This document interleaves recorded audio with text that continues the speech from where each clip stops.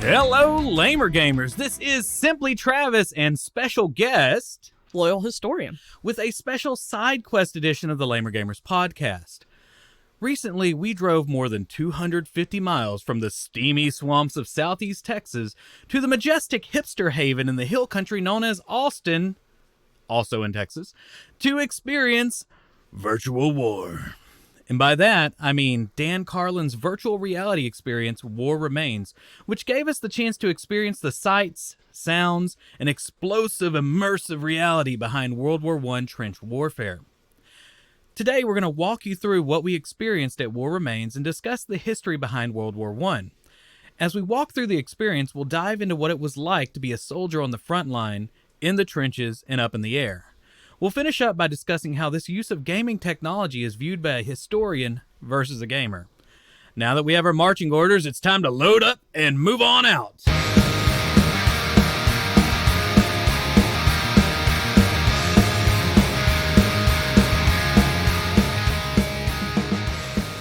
Now that we've started, let's go ahead and talk to our special guest today, Miss Loyal Historian. Hey there, how are you? Hey, how are you? Thanks for coming here. I mean, even though you're kind of forced to be here because you're my wife, but, thanks for joining us. So let me ask, and I guess have you explained to people what your background is in history, how you got interested in it, and I guess what historical chops you have? Sure. I have 2 degrees from college. One's in art, and then the other's in history. I couldn't decide which one I wanted to do, so I did both. Originally, I had planned on going and teaching college, but instead I decided to go the secondary route. Yeah. Well, I had planned on doing history for high school, and then I was thinking, oh, well, I'll do history for junior high. And then I did neither. So yeah, in Texas, they kind of like you to be a coach. Yeah. Yeah. Anyway, so you gathered an interest in history from relatives, your parents? People? Oh, definitely. My dad especially. He's a huge history buff. Ever since I can remember, he was talking to me about, all sorts of things. Roman history, because that's kind of what he was interested in, and family history. He's big into genealogy. So I kind of got my start there. It just seemed natural to talk Roman about. History? Well, because my dad, his mother was from England. She was a war bride. So after World War II, she came over to America. But they had a farm in England, and it was a little over 600 acres, which is really big for England. And he would go every summer whenever he was a boy to England to visit the family that still lived on the farm over there. And most every summer, he and his uncles would dig up this Roman villa that was partially on their land. So he was doing archaeology as a kid with his uncles. Very cool. So he's got all sorts of random coins and stuff that he found over the years. One of his uncles was actually a fairly well-known historian, William Young. And so you'd go into his house, and he had a literal sarcophagus, sarcophagi up against the wall, and the little canoptic jars and stuff at his house. And, of course, when he died, it all went back to the British government. But, cool. some of his findings he was able to keep at his house while he was alive. So you also had family that was in World War II, not necessarily World War I, which is our big topic today. Well, I did have my great-grandfather was in World War I. Okay, that's right. Yeah. But both of my grandfathers were in World War II, one in the Army, one in the Navy. And then all of my great-uncles on both sides were. And then I had a great-aunt. She was an inspector for the Navy for ordnance. So, a lot of... What is ordnance? Like the big shells that go boom. Go boom. Big, yeah, okay. So you also have studied under some interesting people that are involved in World War II history, I believe, at Lamar University? Yes. So Ralph Worcester, Dr. Ralph Worcester was kind of the guy that I went to Lamar for. Whenever I was in 7th grade, I read a book of his about Texas and Texans in the Civil War, and it kind of grabbed me. And from then on, I told myself, I'm going to learn from this guy. And I found out, that he taught at Lamar, and from then on, that was the plan. And luckily, I was able to take a couple of classes from him before he retired. Very cool. So you've been involved, you said you have a degree in art and a degree in history too, and just kind of giving you all an idea of like my wife's background and all this, because whenever we went to see this virtual reality experience out in Austin, this was mostly her pushing me to go get it, and I managed to sneak some tickets in the middle of the night whenever they happened to go. They were sold out immediately, but I kept checking every night at like 2 a.m., so I managed to get some tickets. And you've also done some work with art and history combined too, right? I mean, you've first of all, you've interviewed veterans, like tons of veterans, right? Yeah, since I was a kid. Most of it was just kind of amateur stuff. I just talked to them myself. I was curious about, what their experiences were. So it was before I ever considered videotaping them. And then as I got a little bit older, I did videotape a few of them. But yeah, I'd say, couple dozen maybe over the years. And I know one of your art pieces was based on those interviews. You had a piece that was, well, I guess, do you want to explain it? It's like, it's called 21. Yeah. Well, I've done portraits and stuff of veterans ever since I was young, even whenever I was in junior high. But 21 dealt with the veterans that I had interviewed, or family members that were in the war. But it was 21 shells that were fairly large, about 28 to 30 inches tall, and they were each made out of clay. Right, And you threw those on the wheel, right? Right, I threw that on the wheel in two pieces, and then reconnected them. So that's a One, I guess, whenever I think about those pieces, and we have them put up right now, but they've been out on display and things. There's one with piano wire. right. About a gentleman who was in the OSS. Right. So he served in World War II and Korea, and I can't for the life of me right now remember exactly, but his name off the top of my head. But yeah, he talked about how he would be dropped in behind enemy lines during World War II, and he had to go clear out the sentries, right? Yeah. So he would talk about how it was easy to sneak up behind them, and you didn't want to make a lot of noise, so he had garrote. It's essentially like, a thin piece of metal that has two toggles on the side so you can hold it, and looks like something you cut clay with, actually. Right. Yeah, it does look like a clay cutter, but he would come up behind them, strangle them with that. It might slit their throat a little bit in the process, and then he would just prop them back up to make it look like they were sleeping and move on to the next guy. Yeah, so some of this stuff is pretty intense. I mean, but it is war. So you have this collection, and I guess it's kind of how we'll end it before we start talking about Dan Carlin. We live in sort of a miniature museum out here. How many pieces do you have in this house? Roughly 2,000. I keep a running log, but it doesn't have all of the family items on it either. So if I'm including family items, then I probably have close to 2,000 pieces. So I made the mistake of saying you had like 8,000 pieces, but it just feels that way when you have to move them. Because some of these things are heavy. Yeah. A little bit. Some of them are heavy. I'm not, I think my books are heavier.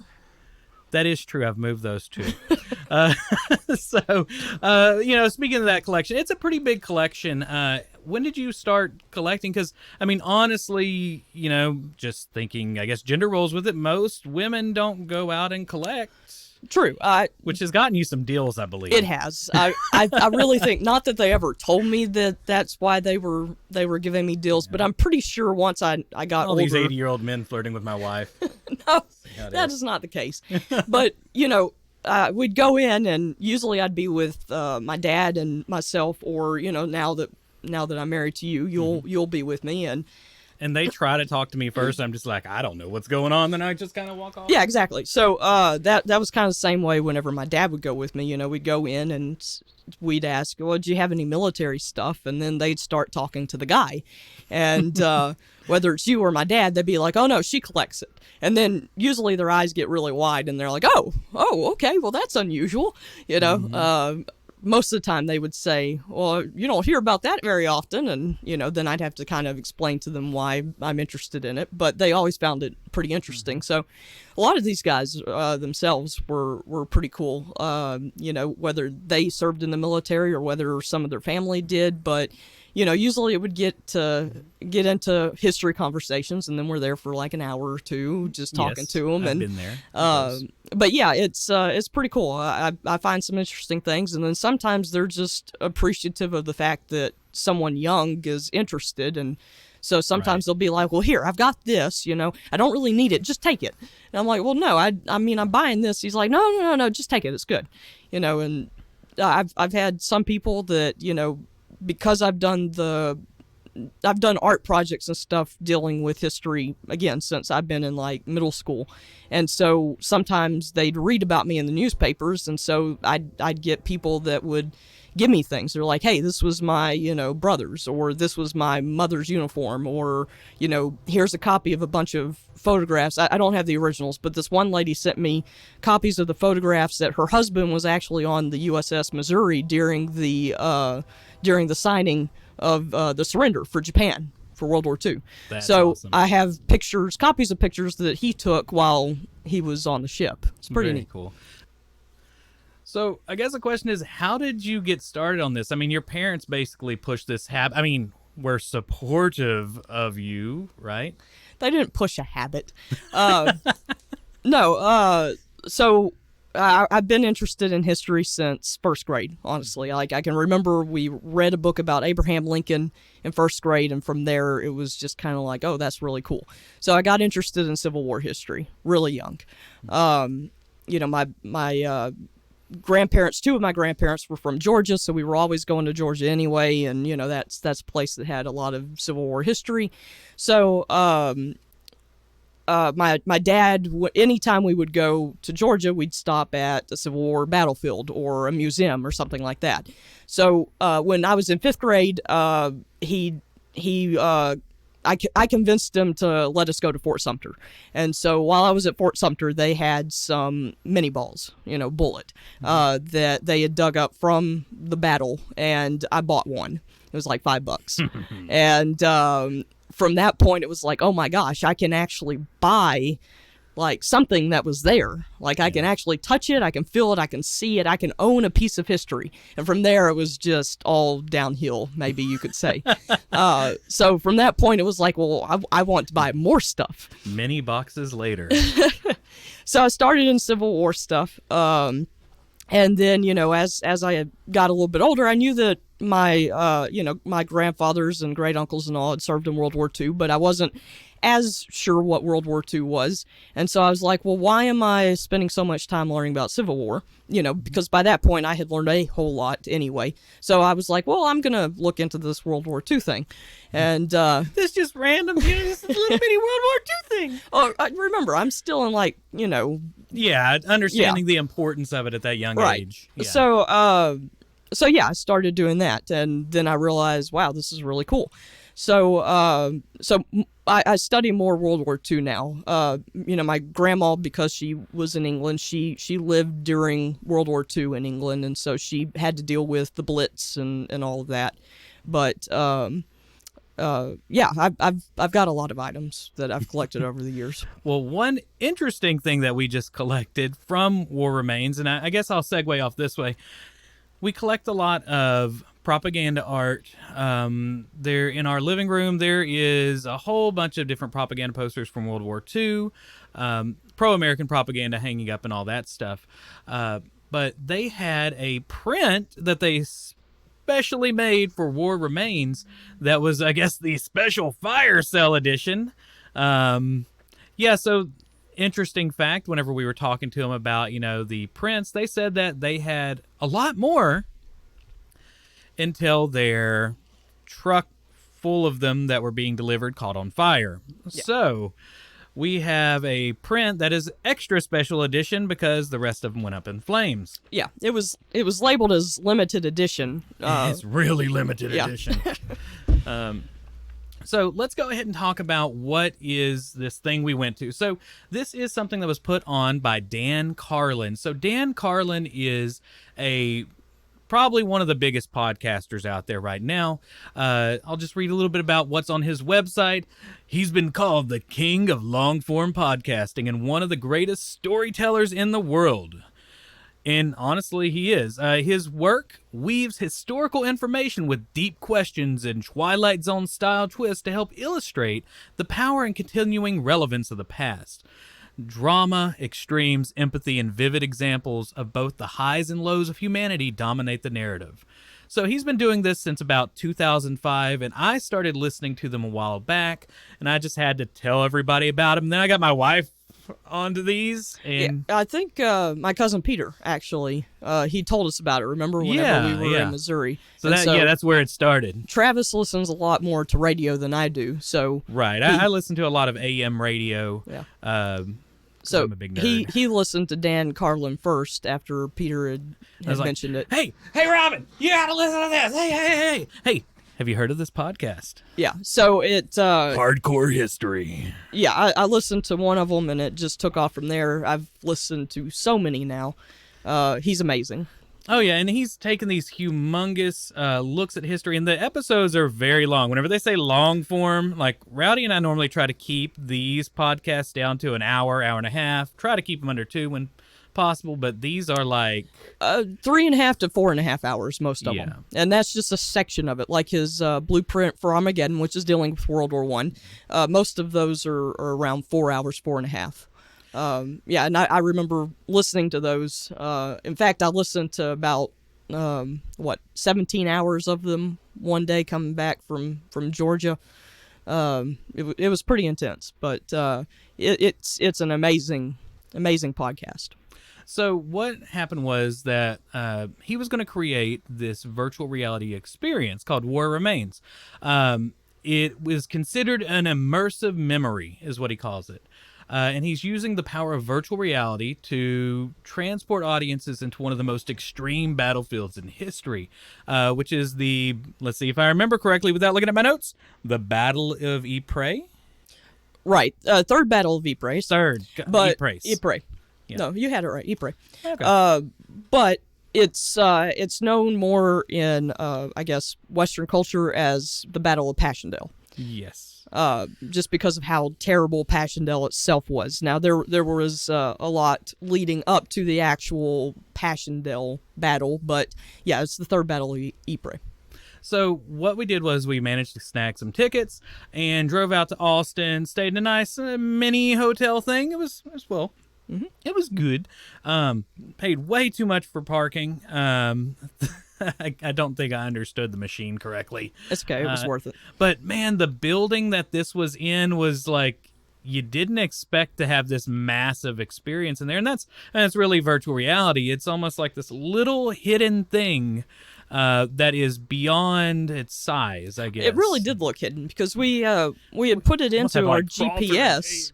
And the GPS was originally going to have us go a little bit further, and we just happened to be walking by, and I was like, "Hey, wait, look at this," and it looked like an old registration office, and it had some older looking, artifacts there, and a military poster from World War I, and I'm like, could this be it? is this the building? It's very nondescript. Now, if you would have gone like on the other side of the building, they had it painted on the wall, but where our GPS and the parking was, there was like, it just kind of looked like we were going to go into some dark room, and it was going to turn into maybe a horror film. I don't know, but it turned out okay. So when we walked in, you could hear all sorts of things. You could hear, first of all, vibrations, like was going on. There was Dan Carlin's podcast playing in the background. There were explosions and all sorts of different things. There were Edison bulbs that were lit up. And I guess you probably have a better description of it than I do, because I have the memory of a goldfish sometimes.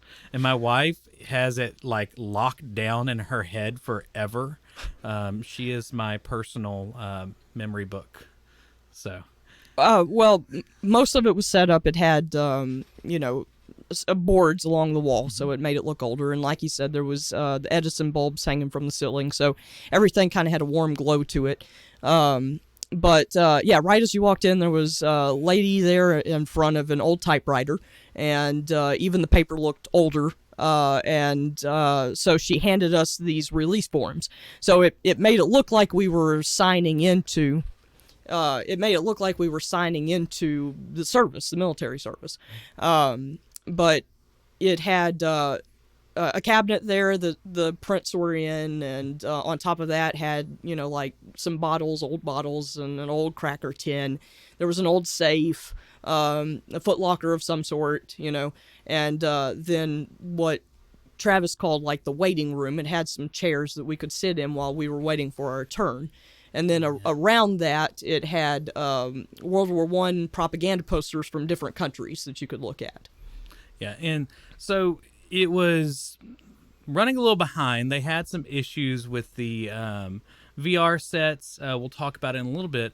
But I guess let's go ahead and give everybody a feel of what we're going to walk into. As if I don't know any of this, in which, honestly, you're going to know way more than I am. So explain it to me like I'm a child almost. Let's go ahead and talk about World War I, so we can set the scene for what we're about to walk through. Then we'll talk about the technical breakdown of the equipment that they're throwing on us, and we'll just kind of go from there. So how did World War I start? What happened? Okay. And what was the time frame? When are we looking at? Sure. Okay, so World War I started in 1914. Okay. It ended in 1918. The peace treaty was in 1919. But really, if you want to understand how the Great War started, you have to go back almost 40 years beforehand. Okay? The Great War? Yes, the Great War. Because, up until this point, there hadn't been a world war.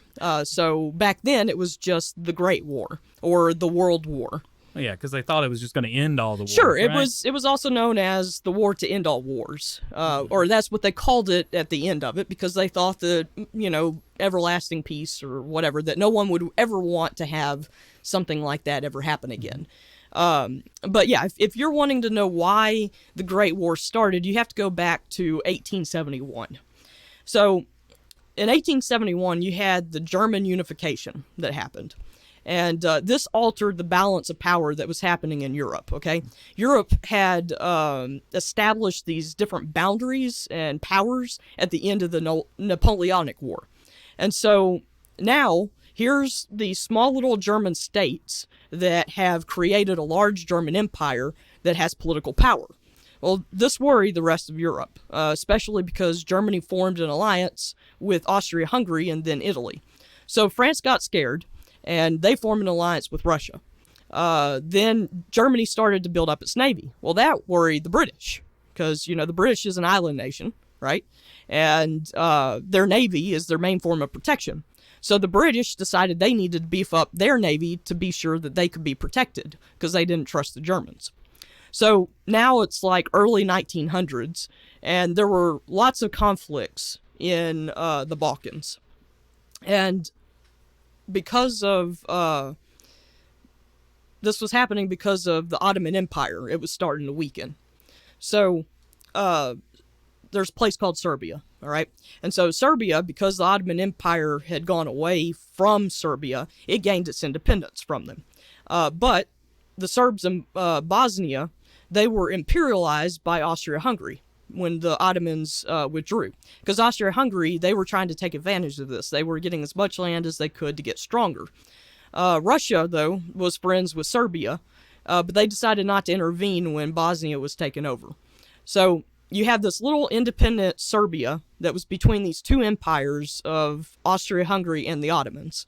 And so tensions in the area are high, and this is why it becomes known as the Balkan powder keg. That's a really famous term.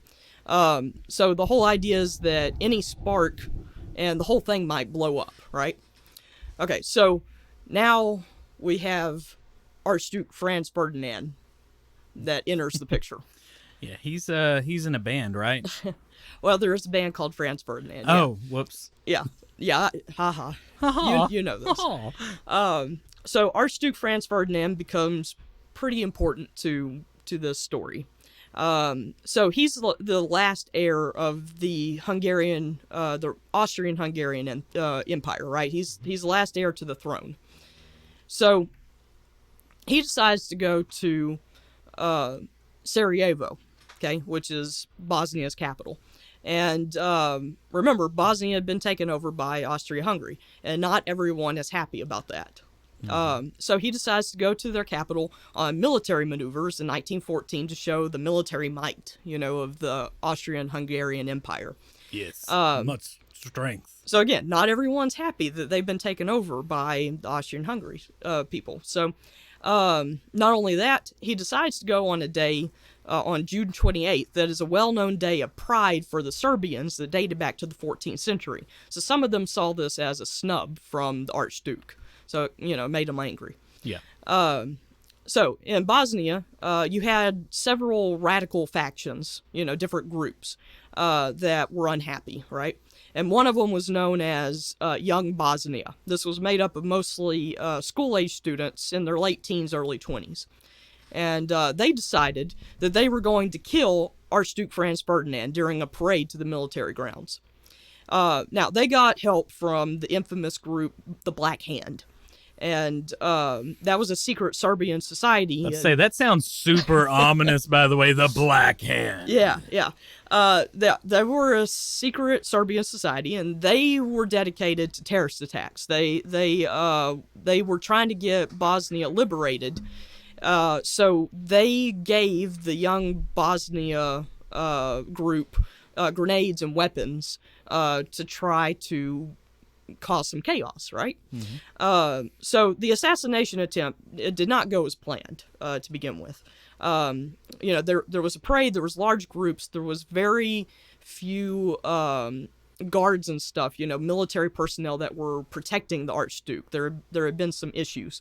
And so a grenade was thrown by the Young Bosnians, and it was aimed at the Archduke and his wife in their car. Well, some say that the Archduke knocked it away. Others said that it just bounced off of the car. Either way, it didn't hit their car. It bounced off and then exploded under a different car that had some military officials. So the Archduke's car speeds off, and everyone thinks that he's safe. Well, he decides to continue on to the city hall for these events. So he does the events, he gives like the speech, and then afterwards he wants to go to the hospital to visit these officers, these military guys that had gotten injured in the explosion. So on the way, the cars ended up taking a wrong turn down a side street, okay, and they have to turn around. So this slows down the group. And at this time, there's a 19-year-old Young Bosnia member called, his name's Gavrilo Princip, okay? And he just happens to be standing there on the street when the Archduke's car rolls up right in front of him. Like, he was one of the assassins. They didn't think that they were going to have another chance, and then this was completely unplanned. He was just there, either right place, right time, or wrong place, wrong time, however you want to see it. And so Princip sees the Archduke, takes out his pistol, and he fires off 2 shots at Ferdinand. Like almost point blank. And so one hits the Archduke Ferdinand in the neck, and the other one accidentally hits his wife in the abdomen. And Princip said, he was not meaning to kill, the wife. He was gung-ho going to kill Ferdinand, but it was not his intention to kill the wife. He was going to die. Yeah. But in any case, both the Archduke and his wife die from this. Mm-hmm. And so, Princip is captured. Well, this is the spark that ends up igniting that Balkan powder keg, right? So this is how World War I starts, because you have Austria-Hungary. They saw this as a direct attack on their country. They believed that Princip, right, and his group had been supported by the Serbian government. And it's never been proved whether that was true or not. And then Austria-Hungary, they decide to go to Germany because they're not quite as powerful as this new German empire, right? And they get their support, Germany's support, to confront Serbia with punitive actions, okay? So a lot of German politicians saw the Baltic situation as an opportunity to set back France and Russia. So they agree. So Serbia, they end up refusing these demands, and Austria-Hungary declares war on Serbia. Okay, well, Serbia is allies with Russia, like I said earlier, and so they get their help. And Russia starts to mobilize on defensive measures, right? They're not actually planning on doing anything. It's just kind of like they want to be ready. Well, a few days later, Germany ends up declaring war on Russia to help its ally, Austria-Hungary. Okay, and then France began to mobilize to help its ally, Russia. And then Germany followed by declaring war on France, right? So it's just like this dog pile. So Germany, they had been thinking about this for a while, you know, and they had been working on this battle plan since 1905. It was called the Schlieffen Plan because it was originally made by Schlieffen, a guy named Schlieffen. Eventually, von Moltke, he ends up taking over this plan, and he kind of changes it some. But anyway, the idea was that they were going to quickly take out France first by marching through neutral Belgium, and then turn their troops around and take out Russia before Russia could finish mobilizing. And so Germany put this plan into action on August 4th, 1914. This violated the Belgian neutrality in the process. So this forced the British and their entire empire and colonies to have to intervene on the behalf of their Belgian allies, right? So with the British, they had also feared German domination in Europe, that they might threaten their own supremacy because the British were top dog at the time. And so the entry of Britain and its empire made it a truly worldwide war because, you know, Britain had so many colonies across the world. You know, it was once said that the sun never sets on the British Empire. Right. So anyway, like I said, it became this giant dog pile of allies helping allies, and then all of a sudden you've got an entire war across the entire world. Right. So I guess let's hop back in. So a lot of people, I think, especially in probably not so much our age group, but maybe a little bit younger, World War I Germany, World War II Germany are different entities. Oh, yeah, completely. Yeah. Like believed in different things, were completely different leaders, sure, right? Yeah. With World War I, you know, it was a monarchy. You had a Kaiser that was, you know, he was Kaiser Wilhelm II. You know, his father was Wilhelm I, and he gained power from his father. And so like I said, it was an empire. Right. Imperial German was gotcha. World War I. So, I mean, they wanted to create an empire for themselves, just like what every country was doing at the time. Yeah, I mean, if you're a kingdom, you're going to go take over things and exactly. make your kingdom larger. That's right, because they monarchy wanted, stuff. Correct. They wanted just monarchy things. Hashtag. Yeah. Well, they wanted more materials, you know, things that could make them stronger, so that they would be able to be a world power. And so that was Germany's aim, just like most of the empires at the time. World War II was completely different. You know, between World War I and World War II, you had an actual democracy. You know, it was the Weimar Republic, and I mean, a lot of people didn't give it the credit that was due. It was working pretty well, but you had so many factions that were trying to take over, you know, especially with communism and then the alternate group of fascism, that it was just kind of big brawling, you know. Right. Yeah. It was a really hard time, especially because of the Great Depression. You know, Great Depression didn't just affect the U.S. It affected all of Europe because the U.S. economy affected the European economy, and right. because those European nations were already hard hit from World War I, you know, they fell further into a depression. Right. I mean, there was hyperinflation and sure. all this other stuff, but I guess if people like this show and like our jumping into history on a side quest, I think definitely you're gonna have to watch me play some World War II games, sure, and yeah. we'll definitely get into that. So, or even, you know, World War I. I know I watched a little bit of Battlefield 1 before. Yeah. Yeah. She just watches me play the games. I'm not very good with controls. Yeah, I got to get her used to that. Anyway, so let's go ahead and zoom in on what instead of the macro picture. Yeah. Time to go micro. Time to look at where are we at in this VR experience that we're about to see. It was the third battle of, and I have to write down the phonetic way to say this. Ypres. It's spelled Ypres, which is Ypres, but it's Ypres. Ypres. Right? Mm-hmm. Ypres. And it was in Passchendaele. Right. They were trying to get to Passchendaele Ridge. That's in what country? Belgium. Ah, they make chocolate there, right? They do. Yeah. Yeah. Historical knowledge. It tastes very different than American chocolate, though. Yes. Anyway, sorry. Go ahead. Sure. Yeah. So you kind of have to understand, though, that the beginning of the war in August and September of 1914, this was a war of movement, and that's what most of these people thought World War I was going to be about. You know, these great charges and you know, with cavalry and being able to sweep the enemy, and it started that way. But you had the first trenches that began in September of 1914 with the Battle of the Marne. The Germans started retreating because the Schlieffen plan wasn't working exactly the way that it was supposed to. Yeah. And they didn't want to lose more ground that they had occupied, so they started to dig in. And they figured, well, let the Allies break themselves, you know, on their defenses. Mm-hmm. And the Allies realized that they were having a problem breaking through. So they started to dig in too. And this is where the stalemate started. So stalemate was already beginning in 1914. Early trench warfare really began, you know, and took hold in 1915. So you're already looking at most of the war being in the trenches. You know, you only had two months of actual movement.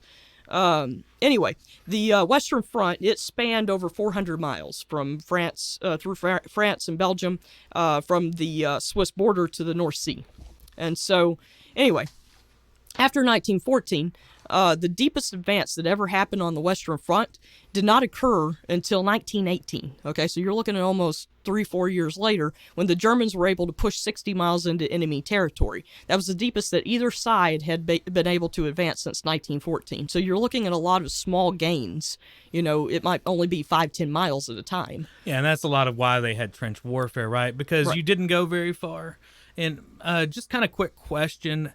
In the grand scheme of, like, from the beginning to middle to end of the war, when was this specific battle? Right. This one was in 1917. Which is towards the end. Okay. Yeah, the last 2 years. Numbers and me don't work very well. You know this. Right.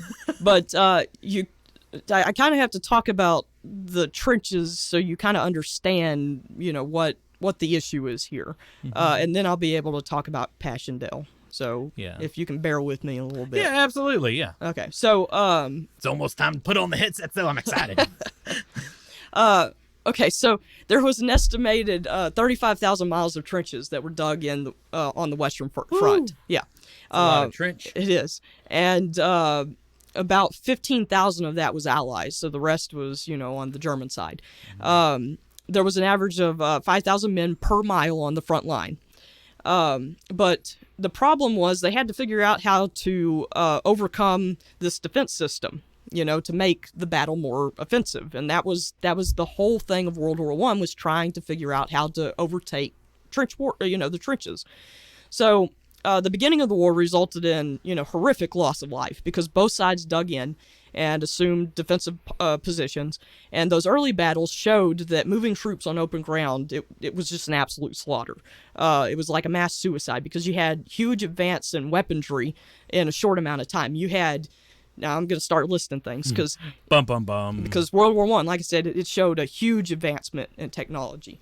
But you had artillery. It was able to absorb recoil at this time, which is really came into effect because you didn't have to reposition the gun after every shot. Right. So now you could shoot a lot more, a lot faster, right? It didn't bounce around everywhere as exactly. It shot off. And you also had new artillery shells with propellants and timing devices and better warheads. So you also had a better artillery too. So you could do a lot more damage, not just doing it faster. Well, then you had machine guns, right? So attackers, they were getting mowed down in the thousands before ever reaching enemy trenches because, the machine gun could just spit them out, so fast. And you had grenades. Grenades had not been used since the Napoleonic era. And then they had a resurgence in World War One. The beginning of the grenades were handmade in 1914, and then they were reinvented to fit trench warfare. So this goes, you hear about grenades back in the 8th century with Byzantine. They used the clay containers and had like Greek fire, and the Chinese, they put gunpowder in them and with fuses. And anyway, so the British Mark V, it was called the Mills bomb. It looks kind of like a pineapple grenade from World War II. They had that. The Germans had the Model 17. It looked like an egg grenade. And then there's the well-known Model 24, which is a stick grenade that happened in World War I. But that was famous in World War II as well, a version of it. But these were used for clearing trenches. So you had a lot of shrapnel there too, not just in artillery. Helmets. You may not realize, but helmets were not developed until 1915. So not even at the beginning of the war. It was developed by the French in 1915. Really? So, I did not realize that, actually. yeah. So because there's such an iconic thing when you think about war, especially contemporary wars, to have your helmet. Sure. Yeah, but most of them went in. I mean, all of them went in without any. That was a nice helmet sound, by the way. They went in without any headgear. You had some of them that might have some sort of leather pads that they had figured out how to put on. But when the French developed their helmets, the British were known for picking up, helmets off of the dead French and using them themselves. Yeah. So eventually the British made their own helmets, and that really didn't go into the war until about 1916. So helmets were a development in World War One. Nice. Another development, you had flamethrowers that were introduced by the Germans in 1915 for the first time. They were used. Of course, it was really dangerous for the person that was shooting the flamethrower. Just like it was in World War II. They were used a lot more in World War II, but probably a little bit safer. Yeah, but still, you have something hit that tank and you just kaboom, and that person, bad way to die. But you also had tracer bullets that came around in World War One. So now you were able to aim a little bit better at night. They had railway guns, so you had these huge things that had to be brought up by train, and they could shoot a shell like 68 miles. These things could. You had airplanes for the first time in war. You had zeppelins, which we're going to talk about in a little bit. Those are balloons. Yeah. You also had chemical warfare, and you had tanks. So all those things at the end we're going to talk about later. But all these advancements were things that made war a lot harder. You had this place called No Man's Land, which is a big part of trench warfare. This was the space between the trenches, and you hear stories during some battles where they were less than 10 yards apart. And I've heard where if one sentry on a sapper had reached out his bayonet, the enemy could have crossed his bayonet with theirs.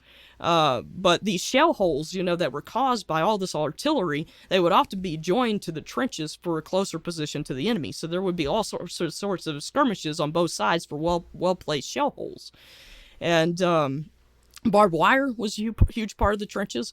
In some places, the barbed wire was more than 100 feet deep.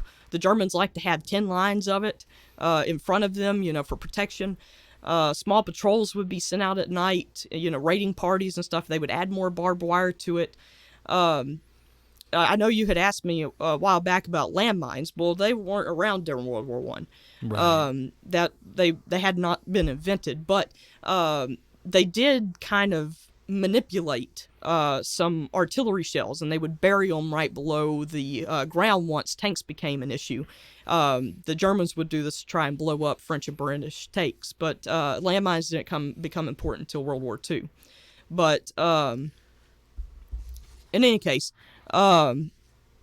both sides, this no man's land, it was just like a living hell for these people if they had to go out there. Right. They would often have to call truces or ceasefires just to go out to claim their dead, and then once, that ceasefire was over, shelling would start up again. So, going to ask you kind of randomly off the top of your head, how many people are we looking at that died? World War One? World War One. You're looking at about 9 to 10 million. Whew. Yeah. That is unimaginable. Yeah. So I guess we can go ahead and switch over. Or do you have some more you wanted to do? Talk about. Well, we need to talk about Passchendaele.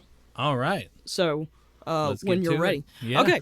So, Passchendaele, like I said, that's the third Battle of Ypres. So it was an offensive. It was more than just the Battle of Passchendaele. So this is a lot of different things going on at the same time to push the lines up. Correct. Okay. So, the whole battle line was along something called the salient, and this was a bulge in the line. A salient is like a bump within the front line, and because most of the front lines were just straight lines, so the salient was this bulge, and it was around the town of Ypres, and so the whole offensive was to try to push this bulge further toward Passchendaele. So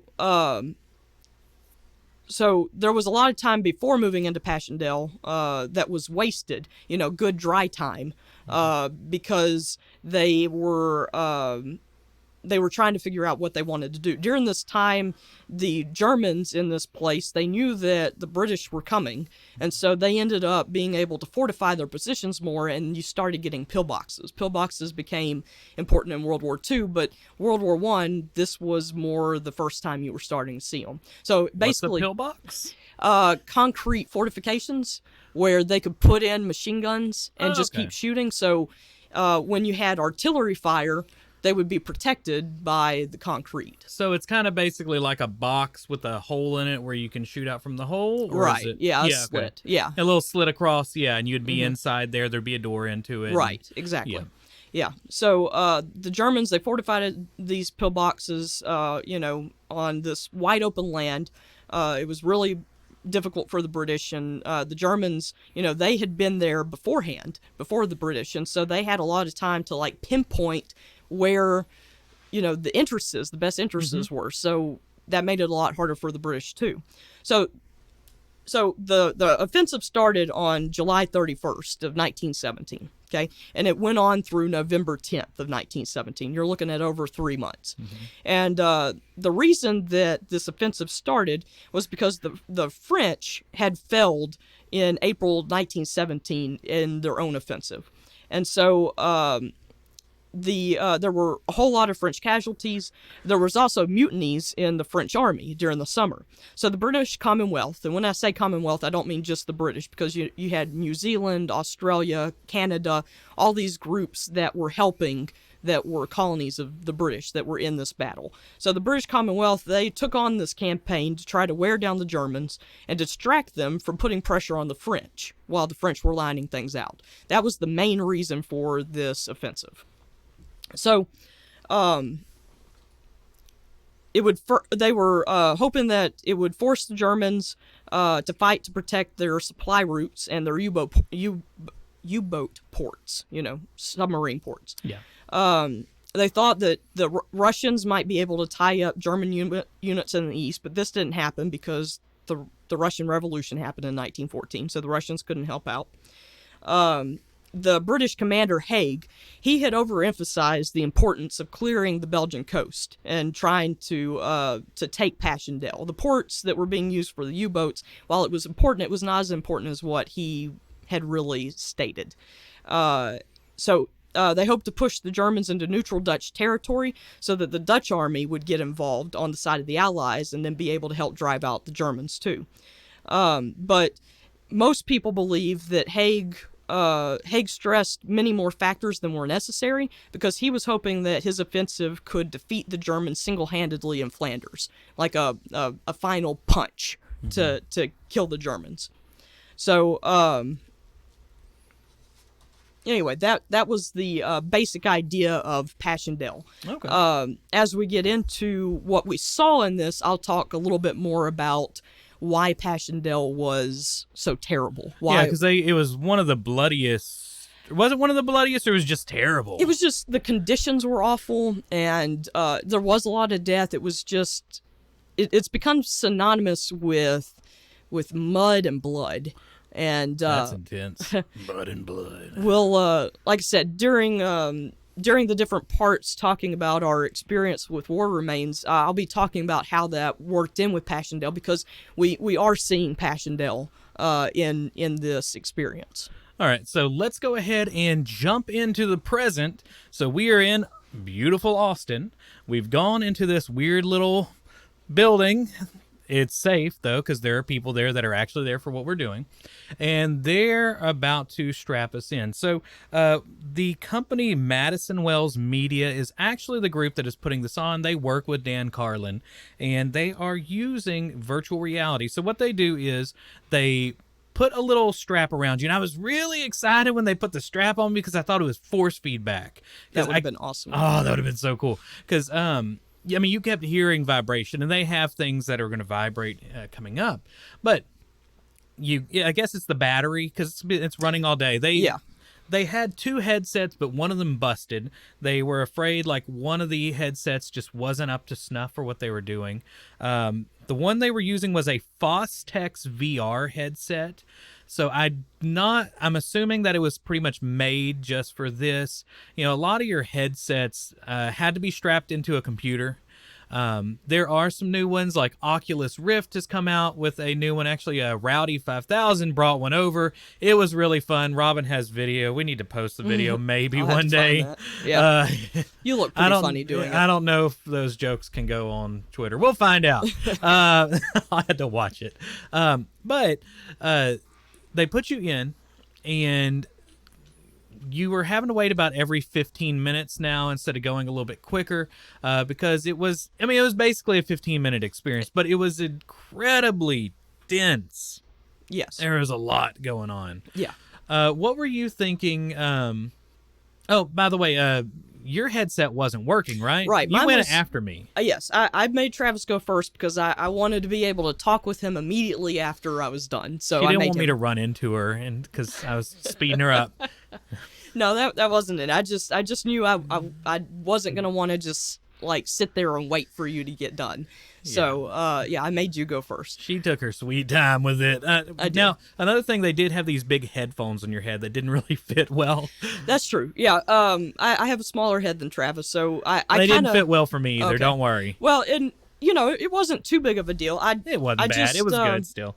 I do wish that they had been a little tighter, but for the most part, I kept my hand on it so that I would be more immersed, being able to hear all of it. So Not I kept me. my hand I was up trying to against touch it. everything in that room, which was a really cool part about it, and we'll talk more about it here in just a second. There's a lot of tactile tricks that they do because they built a set, and you can feel what you see on the camera for most of it. So I guess we're going to go ahead and jump into the fun, or war, or hell, however you want to explain it. I had to wear your gear. You had to wear my working. headset, so it took a little bit longer. Yeah. All right. Now that you're strapped in, the world darkens around you as white footprints illuminate in front of you, beckoning you to move forward. A pit forms in your stomach due to a change of perception brought forth by the virtual world forming around your eyes, accompanied by very real wind and vibrations. After the break, we'll step forward along the path to experience the beginning of War Remains.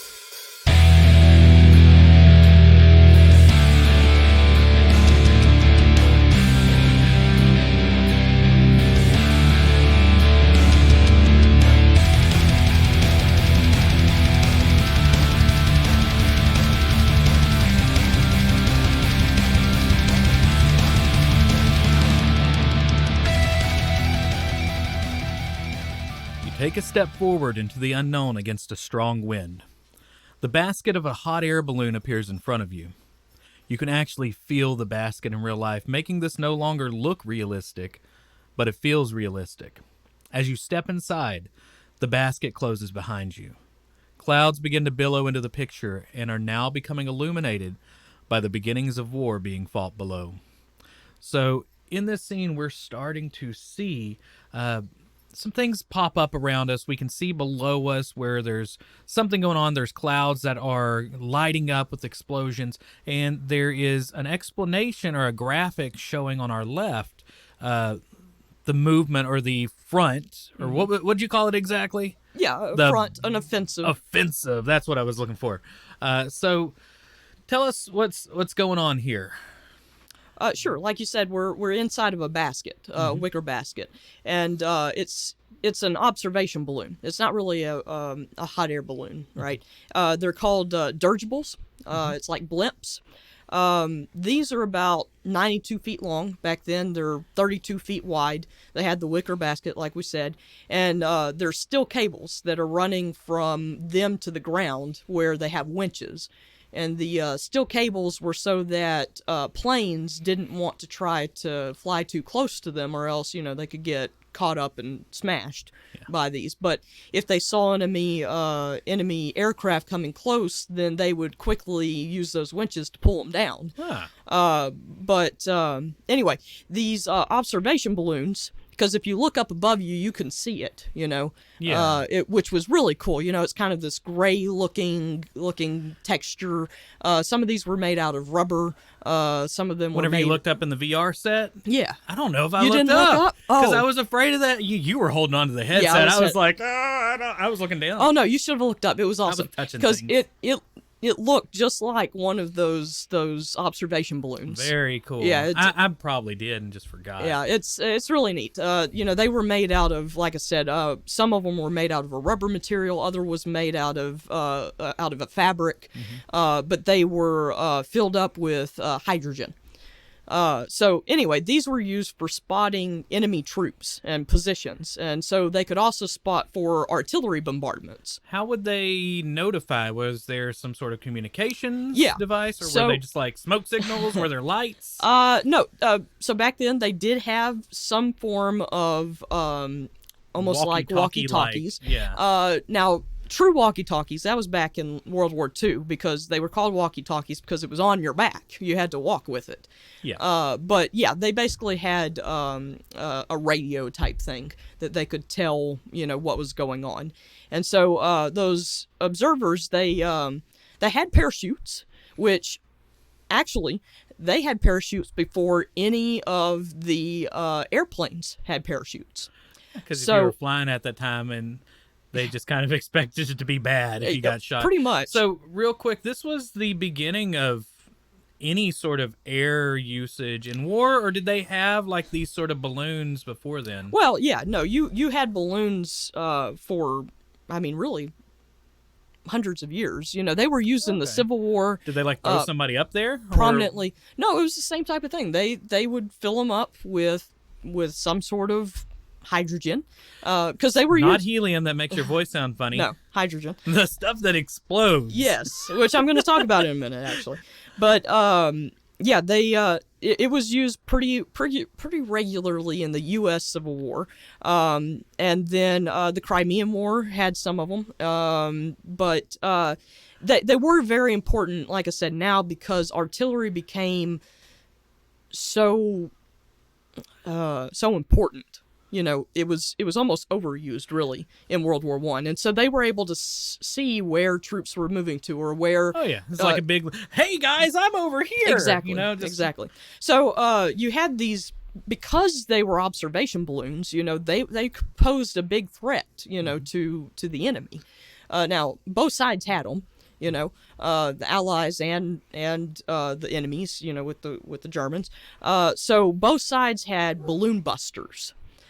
That's what it was called, balloon busters. They were pilots in aircraft that would try to shoot down these observation balloons, but it was really dangerous. Now that you're talking about balloons, by the way, I do remember, video game nerd thing, Age of Empires 3 is in the 1800s, and one of the teams you can pick, I think the Spanish faction, had balloons.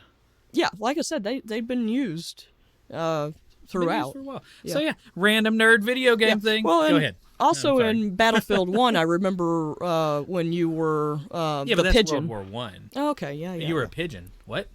Oh yeah, you start out as a bird. Yeah, which I would 'Cause you love were- to review that because I have so many cool animal I like gotta start playing this stories game. Yeah. about World War One animals. It's really awesome. Cherami is the pigeon, the most well known pigeon of World War One. But I won't get into that. Sarami. Cherami. Good pigeon. All right, I'm gonna stop interrupting you. Keep on going. Okay, so yeah, it was really dangerous for these pilots to be balloon busters. They were defended by anti-aircraft guns. There were patrol airplanes that would surround them so that they could do like dogfights if they needed to. But they would try to take as many shots to bring them down, and most of the time they didn't pop. They would leak and then slowly start going down. See, I totally expected us to like explode in the balloon. So that's what I was about to say.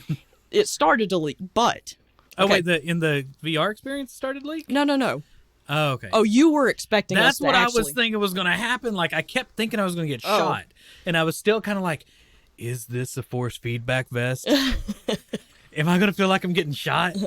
Anyway, That would have been interesting. It But would no, have been. in real life, you know, well, they had warned everybody like if you have a heart condition, yeah. and so that's what I was worried about. I was like, oh, and I don't really have a heart condition, but you know, I could see, and there were some older people in there. There were some people because they were. There was somebody in a wheelchair up there because they allowed anybody to go in, and they had accommodations built in for it, right?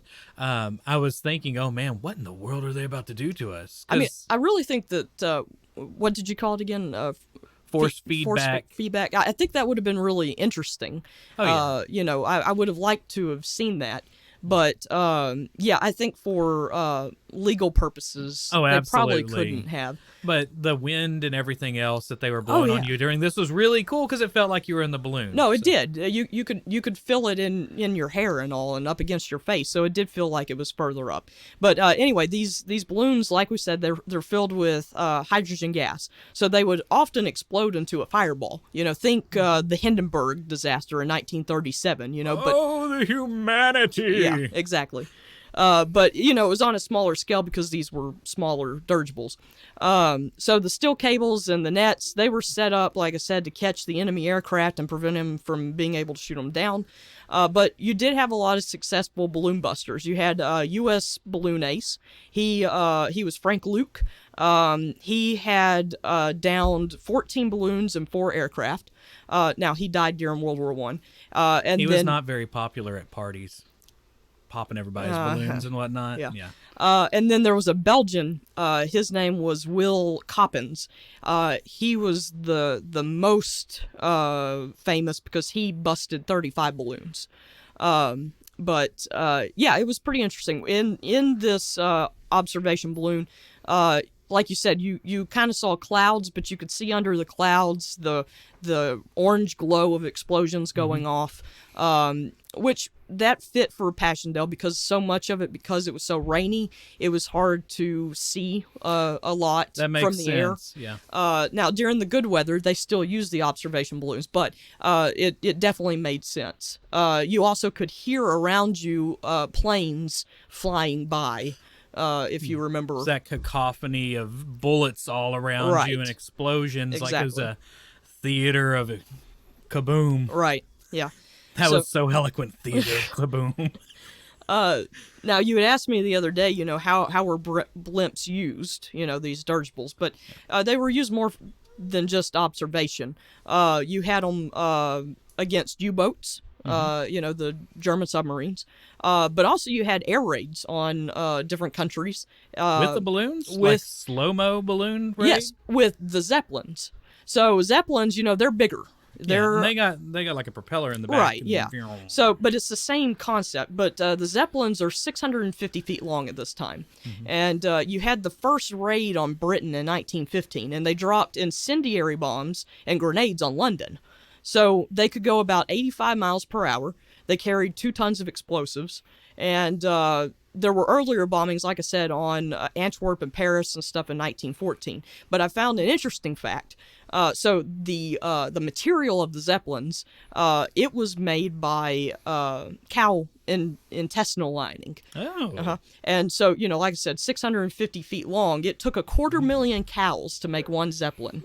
These were not vegan Zeppelins, is what you're telling me. No, they were definitely not. But that was to make the leak-proof hydrogen chambers.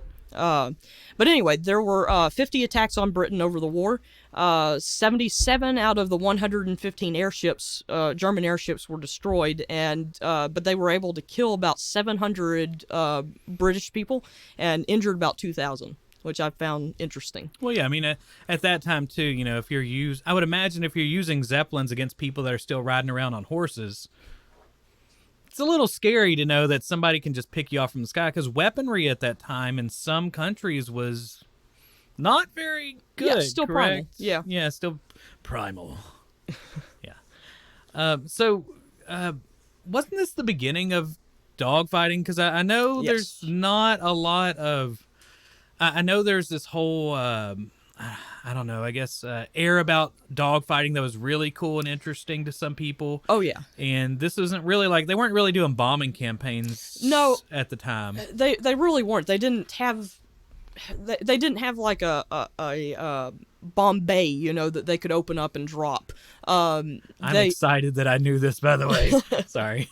Now, you do hear about them bringing grenades with them and dropping them down onto troops and stuff, low level. You sometimes they would have two people and they would have the machine gun and they would shoot while they were up in the air. There was also, they made it where there was a machine gun in front too, so the pilot could do it, and it had this special mechanism so it would only shoot when the propeller wasn't in the way, so that the pilot could do it himself. But yeah, you had the Royal Flying Corps, for Britain. They did a lot of air observation as well and photo reconnaissance. I actually have a glass plate negative. It's an aerial view of the trenches during World War I that was taken from a plane. Of course you have this. Yeah. But like I said, there was no parachutes for these airplanes, and so often you would burn up if you were shot. This led a lot of pilots to carry revolvers or cyanide pills to take their own life if they needed to, because they were scared of being burned to death. Yeah. But now there was some dogfighting in the Passchendaele battle. So there was actually a well-known dogfight of about 94 fighters that was happening above the Menin Road during part of the battle. This was before they actually got to Passchendaele. And these planes, they would go up to about 17,000 feet. But the whole thing was they were trying to get air dominance over, prior to the battle. But yeah, 94 fighters. That's intense. That's a lot of stuff going on. Yeah. And these, you hear a lot about the fighters. They were very honorable on both sides because it was... They knew how dangerous it was, and in fact, the Germans were very good about if a pilot from an enemy pilot died on their side, they would hold a full military memorial funeral for those pilots. Wow. Yeah, they really honored them. It was neat. But anyway, in April 1917, so this is mid 1917, the average life expectancy of an Allied fighter pilot on the Western Front was only 3 weeks. Ooh. Pilots were. It was kind of known that you were most likely going to die. The British were suffering 50% casualty rates. For fighter pilots. So you had to flip a coin if you were going to make it if you go in the air. Yeah. I mean, you can see pictures where, survivors, they have a picture of themselves with their friends or whatnot, and, there's somewhere it's died, above each one, that they wrote. But, anyway, mostly, though, for World War I, though, during battle, the planes were used for strafing enemy trenches. strafing German airfields behind the front to keep those planes grounded.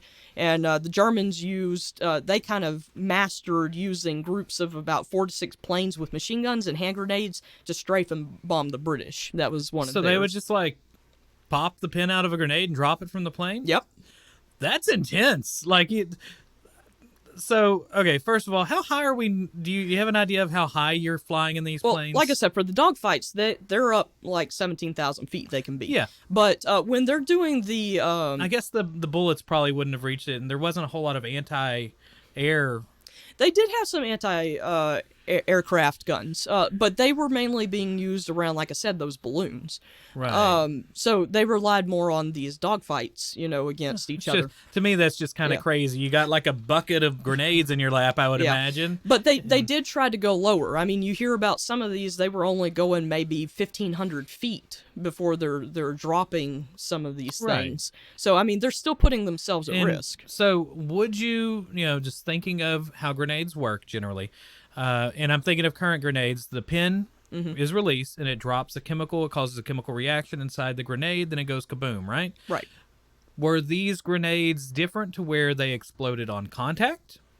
Or did they explode in the air and rain down shrapnel? Well, I guess this... My guess would be the shrapnel, because, I mean, a grenade, the whole thing is about the shrapnel causing... Yeah, causing... now, it just seems like if you had it too high, I mean, the shrapnel will hurt, but wouldn't be exactly destructive because of terminal velocity, and it would push past terminal velocity on the explosion. Remember that a lot of these things weren't just about physically harming the enemy. It was psychological warfare. Good point.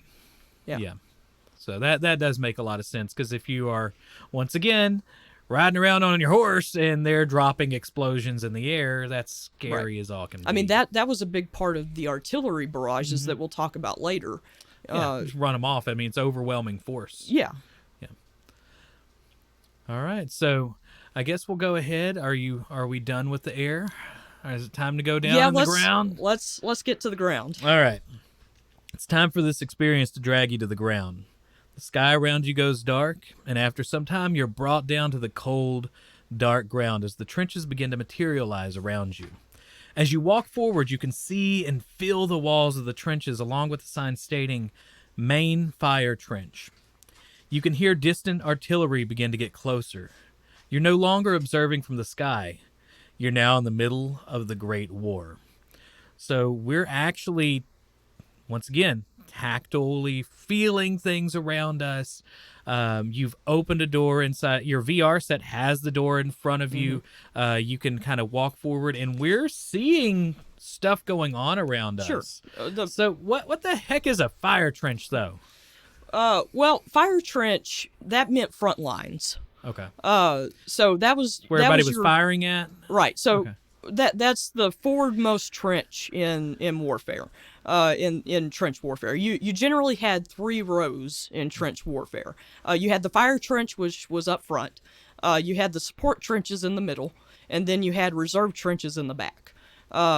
Occasionally, they had something called saps, and those would be further out into no man land. This was for sentries. They would be on lookout duty. They're trying to look or hear the enemy and what they're doing. So generally what would happen, the time frame was different for each group and depending on where you were, but you would have anywhere from like 4 days to a week in the front trench, and then another equal amount of time close behind in the reserve trench, and then you would have 4 days of rest in this reserve trench. And but that wasn't during times of crisis, though. For actual battles, in the front line, one group, it was reported that they were at the front for 38 days, in the fire trench. There was another that was 70 consecutive days in the front line. Yeah. So is there like a, we just talked about there is a 50% kill rate for being in the air. Is anything for the trenches that you know of? Yeah, and I have it in my notes for later with the artillery barrages. Okay, we'll talk about it then. Yeah, because that's where most of your casualties come from, is artillery. Yeah, 'cause it's kind of hard to hit somebody that's popping down in the dirt. I would imagine you got to you got to shoot a big bad thing at him. Sure. Yeah. And I mean, dial again, it in. you did have the machine gunning when people went over the top and all that caused a lot of casualties. You had snipers, from bullets that caused it. But you had, for the trenches, you had fire bays and you had traverses. So the fire bays were the things closest. Okay. And then it was kind of like a crenellation style. Okay. So the those- traverses were the back part. For those that don't know what the term crenellation means, if you think of old castles where they have the little parts of the castle that goes up, think about as a kid as you drew a castle and what the top of the castle looked like. Those were used for archers to stand behind and then pop out in the middle, pew pew, then pop back. Right. So crenellation, so they were made so you. Yeah, could so that's do that. generally what trenches looked like. They had the crenellation pattern, and then some had the zigzag pattern. But the reason for this was, if you got overtaken by an enemy, you didn't want your line to be completely straight in a trench, because then someone could just set up a gun and just mow down everyone. In one front machine of you. gun and Right. 100 yards straight line would be terrible if you'd had to jump out and then get shot on the way out. Exactly. So they made it to where you had spaces that had to be gone around corners, right? Also, some of the trenches, were separated by small parts of earth, so that if one part did get overrun, then a whole line wouldn't be taken out. Gotcha. But anyway, you had soldiers that would get on the fire step. Okay, so that was like this little. It looked like a step that you would step up on, and that's where you would shoot. Okay, and it was called stand to when you would get on the fire step. I guess that makes sense from being able to step up on something instead of having to duck down each time Correct. and hop up and waste your legs. Yeah. You know. Well, and that way you're not having to bend over the whole time. So, quick question. Where exactly, why did we even have trench warfare in the first place? Because trench warfare was fairly new to World War One. Right. And all this was, what was it? Constant fighting over a couple miles, basically, right? Like I said, it was 500 miles of trenches. Yeah. Right. It went all the way from the North Sea to Switzerland. Gotcha. It was hundreds of miles. Okay. But like I said, the whole reason was that it started because the Germans were losing ground. At the very beginning in August and September after that movement. And so they didn't want to lose the ground, all that ground that they had gained, so they started to dig in. Gotcha. And so because you had a group digging in, anytime you have dug in defenses, it's harder to overtake. Right. Civil War, you had defenses, dug in defenses too. You just didn't have a long line of them like Gotcha. World War One. You always had some form of dug in defenses in different wars. Throughout warfare. Okay. It's just it was not as much. It wasn't as long, and you weren't there for years and years and years. Gotcha. Yeah. Okay. So, yeah, do we want to talk about what we saw? Yeah, let's go ahead. So what are we seeing as we're walking down? Sure. Well, the first thing I noticed was the planks we were walking on. Right. So this is called duck boards. Those were wooden planking that was laid across muddy ground because, trenches... they're in the ground. Right. Yeah. So they hold water very easily. Also, depending on where it's at, you have a low sea level, so your water table is higher. So a lot of times you would just have muddy earth beneath you all the time. Did they ever fill up? Oh, yeah. Yeah.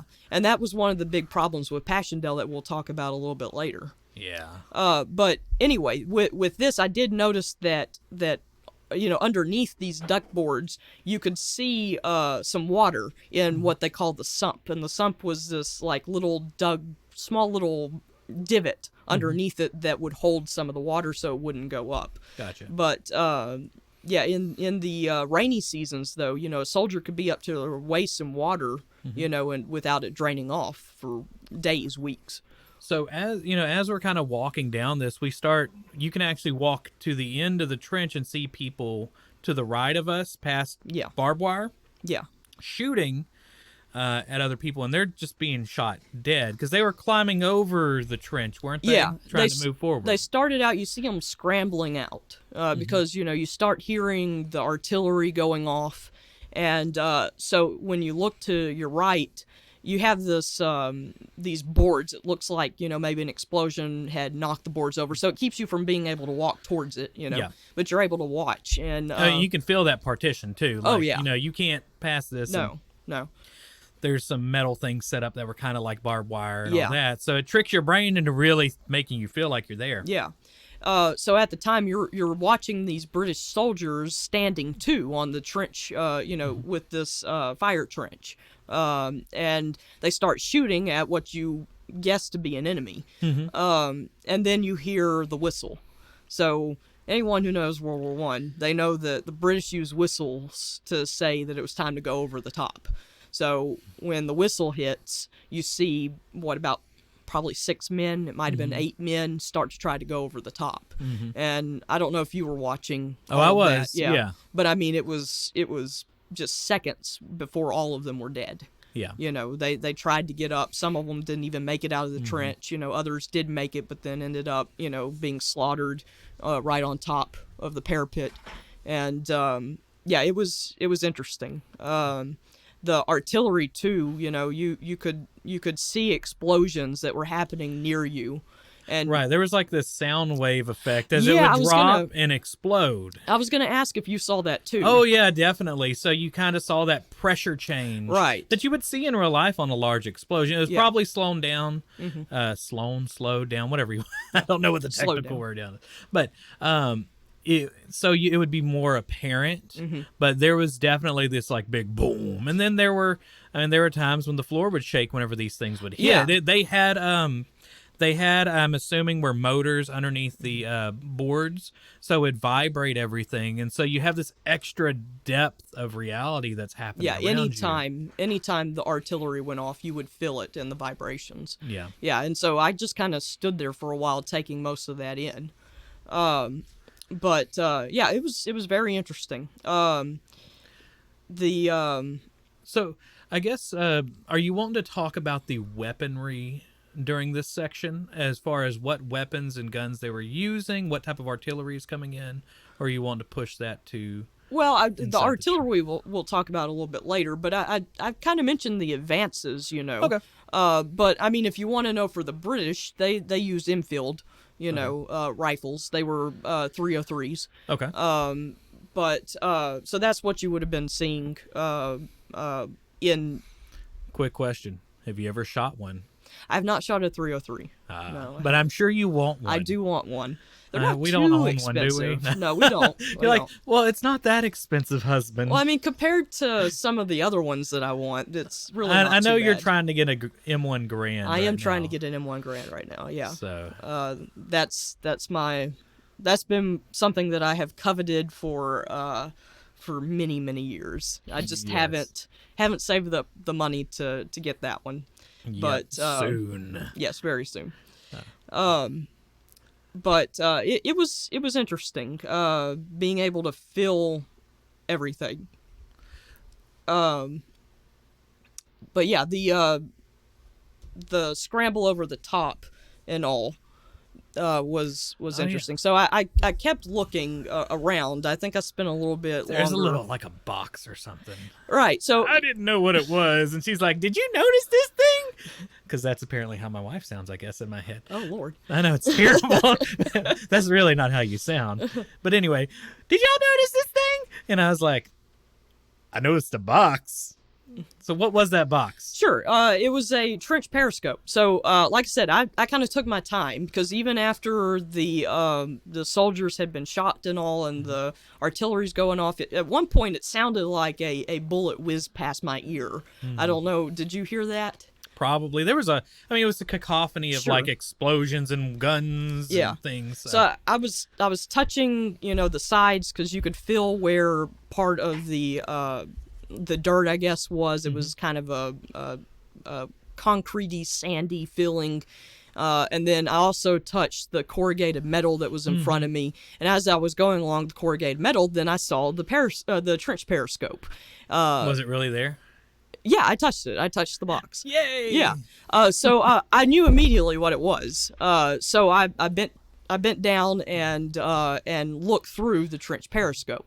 So real trench periscopes, they were made out of thin boxwood and mirrors. So you were able to hold those up and look without sticking your head up, you know. So when I looked through, you could see, images of men running forward and then being shot and falling down. And it was just kind of a repetition of all these men trying to go over the top and running into no man's land and then falling. So it was just like this rolling clip. Yeah. So, I didn't know what it was because I probably have seen it, but whenever I think of periscopes, I think of submarines. Sure. Yeah. And this or is tanks. Yeah, or tanks even. Yeah. But this was really, it was like a flat, little Amazon box looking thing made out of wood. Yeah, just taller. With a hole in the bottom. And, you peered through it. But they had lots of different things like that. Like I said, they had the trench periscopes. Really good attention to detail throughout this whole thing. Because it even had the instructions on the front. Oh, really? Yeah. Yeah, it's I didn't stick around to read through all of them, but they had the posted instructions on. The amount of detail was just amazing. But even not that it was there, but trench mirrors were used, were made for the troops in 1917 so that they could put them on their bayonets and stick their bayonets up and look around too if they didn't have a trench periscope. I actually have one of those. Yeah, somewhere packed away. Somewhere in the war room. Yeah. So I enjoyed that touch of details to it. Yeah. So there was also some little things scrambling around too, right? Right. Well, as I was turning the corner to move into the next section, I came up short because I saw a line of rats tied to a long line by their tail, and that was a nice touch as well, because that was actually done fairly often in World War One. Rats were a huge problem. Huge problem. Would you like to talk about that? Let's talk about the rodents. Well, the rats, which you would probably Robin loves any furry little animal things, and I'm just like rats. Nah. I know. I would be annoyed by them. Granted, I hear because I have a gerbil, and I like him, but he doesn't. He's not as cuddly as I would prefer him to be. But rats are cuddlers. Well, no, from what I hear, that they're supposed to be very, very affectionate towards humans when you raise them. I wonder if anybody in the trenches had like a little pet rat. They did. So. Oh, wow. Yeah. So, we'll talk about what most of them did with the rats, which was kill them. But that's where I'm at. You would often find men that to preoccupy themselves and to just have like a friend, they would catch one and keep it and feed it, and some would keep them in like little box or something. But you do give hear them a K ration or something. Well, K rations, that was later World War II. Sorry, got my letters mixed up. Yeah, but yeah, they did keep them, some of them as pets, but most of them were seen as pests. So rats were attracted very quickly to the trenches because you had a lot of food and discarded trash and things, and they got really brazen. These rats, they would steal things from sleeping soldiers. Should have made them charge the line. Hey, they were very bold. You hear about how some men, they would have bread in their hand, and the rats would come up and just steal the bread right out from from their hand. Yeah, but many men hated them because they would see that if the wounded were unable to defend themselves, these rats would chew on them, and eat at them. Yeah, that makes sense. Yeah. And another thing that... there's stories of people that raise snakes, and they say don't put live rats in there because even though snakes are made to kill them, they will... Yeah, they can be vicious. Yeah, they're vicious little things. But they also ate the decomposing bodies. They were very known for, and you read lots of accounts of them going for the eyes first because it was the soft part. Yeah. And so they would go for the soft, fleshy parts first, and they would also burrow into the bodies. So sometimes you would see, like, bumps in the bodies moving around because the rats were eating them from the inside out. Oh, man. And actually, there's a quote from Robert Graves. He was a World War I soldier, and he was a poet and an author later. But he wrote in his book, Goodbye to All That, he said, rats came up from the canal, fed on the plentiful corpses, and multiplied exceedingly. While I stayed here with the Welch, our new officer joined the company, and in token of welcome was given a dugout containing a spring bed. When he turned in that night, he heard a scuffling, shone his torch on the bed, and found 2 rats on his blanket tussling for the possession of a severed hand. Oh. So this is something that actually happened. But yeah, when I was looking up information on rats, I found that a pair of rats could produce 880 offspring a year. And you want one of these as a pet. One, not a pair. This is where it begins. But there is interesting because, not all war was just battles. There was a lot of downtime, a lot of boredom, Right. too. And so because rats were such a problem, you had rat hunting parties. And so, no, really. I mean, so that's entertainment. so it became a sport on both I've sides. had to clear land and had to clear field mice from land before.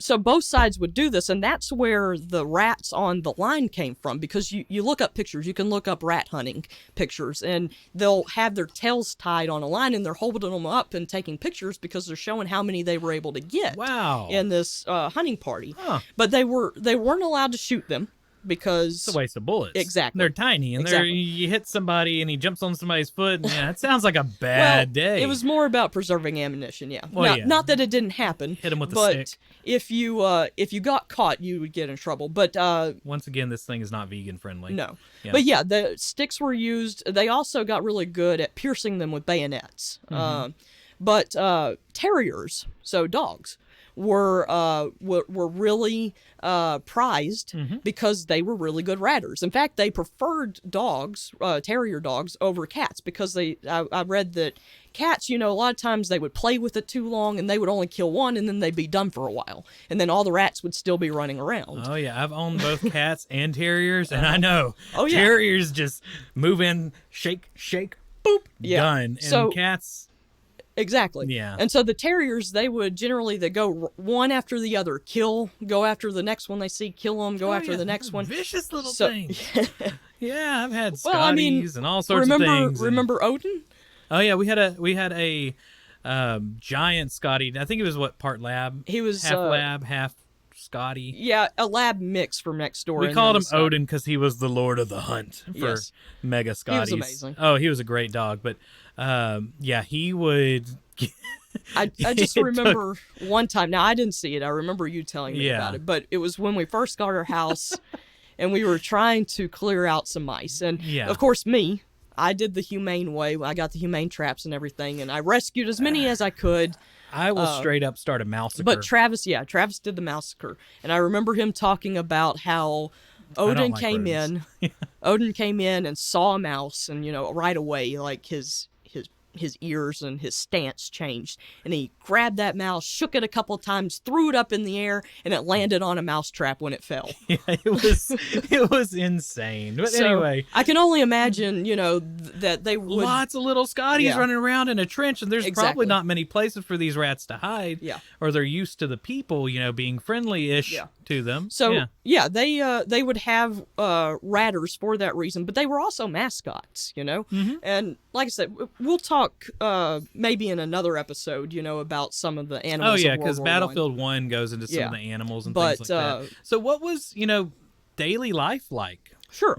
I like mean, I if you're said, in the trench and if it wasn't a battle, like I said, some of it could be pretty boring, but they kept them busy. The Allies, they didn't spend a whole lot of time in the same place. The Germans, you might get stationed in one of the trenches in that area and be there for all, like, 3-4 years.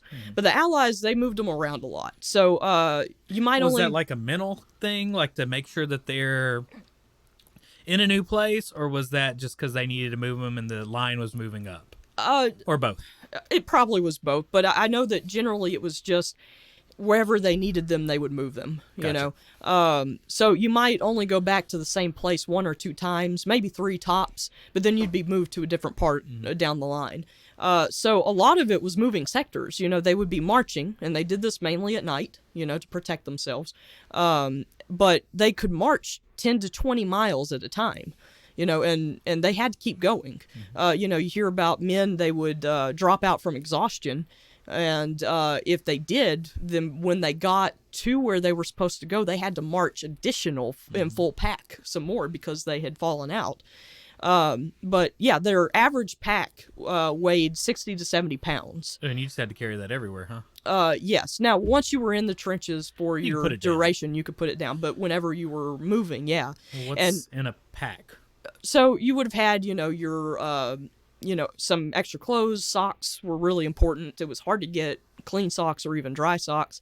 Some of your food, so, you know, the tin cans and stuff to be able to eat or drink out of, their roll, the pack roll. But, you know, all of these things, like I said, it added up to 60 or 70 pounds. And the average soldier only weighed 132 pounds. So you're looking at half of their body weight that they're carrying. Not only that, though, they had these greatcoats. That's what they were called. And it protected them from, you know, the rain and the weather and a lot of the cold that you get, you know, in Europe. But they absorbed water really bad, water and mud. And these could gain an extra 20 to 40 pounds. Yeah. There was one that reportedly weighed more than 50 pounds when they went back to on their leave, I guess. They actually weighed it. And it was like 53 or 57 pounds. So, I mean, so you're looking at, you know, 70 pounds of a pack and then maybe 20 or 30 pounds of your greatcoat because everything's wet. So you're already at 100 pounds and you're 132 pounds, you know.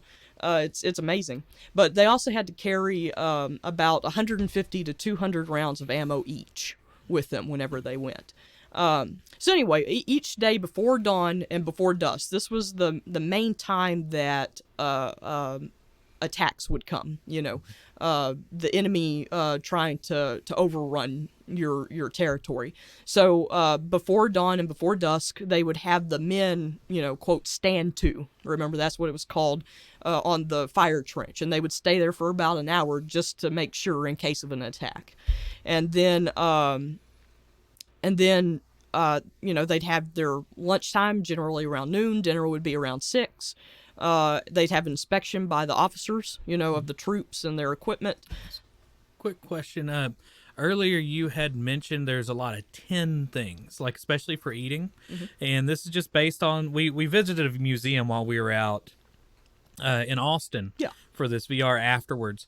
At that time, were they using tin and metal food stuffs because they washed it, then they heated it up really hot, or was that more of a World War II thing as a way to kill germs and really stop a lot of... Yeah, they would have heated it up. So at that time too, so they would have... Okay, I was just curious because... Well, and you had something called braziers. They were basically like heaters and stuff, and you could warm up in those that they kept in the dugouts. You had to be careful because they produced a lot of smoke. You know, you could die of the smoke inhalation. Yeah, because I know like war before then, like Civil War and all that, there was a lot of stomach issues that would have been caused by the food prep not being cleaned as properly, but heating it up. I mean, World War I and World War II is where we get a lot of our the canned food idea that we have nowadays. You know, the preservation comes from both of those wars.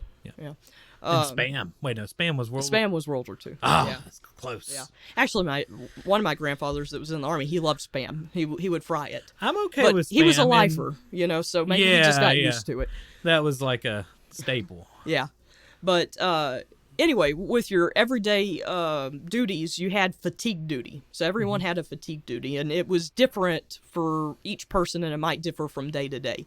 So one of the things you might have to do is digging and fixing trenches.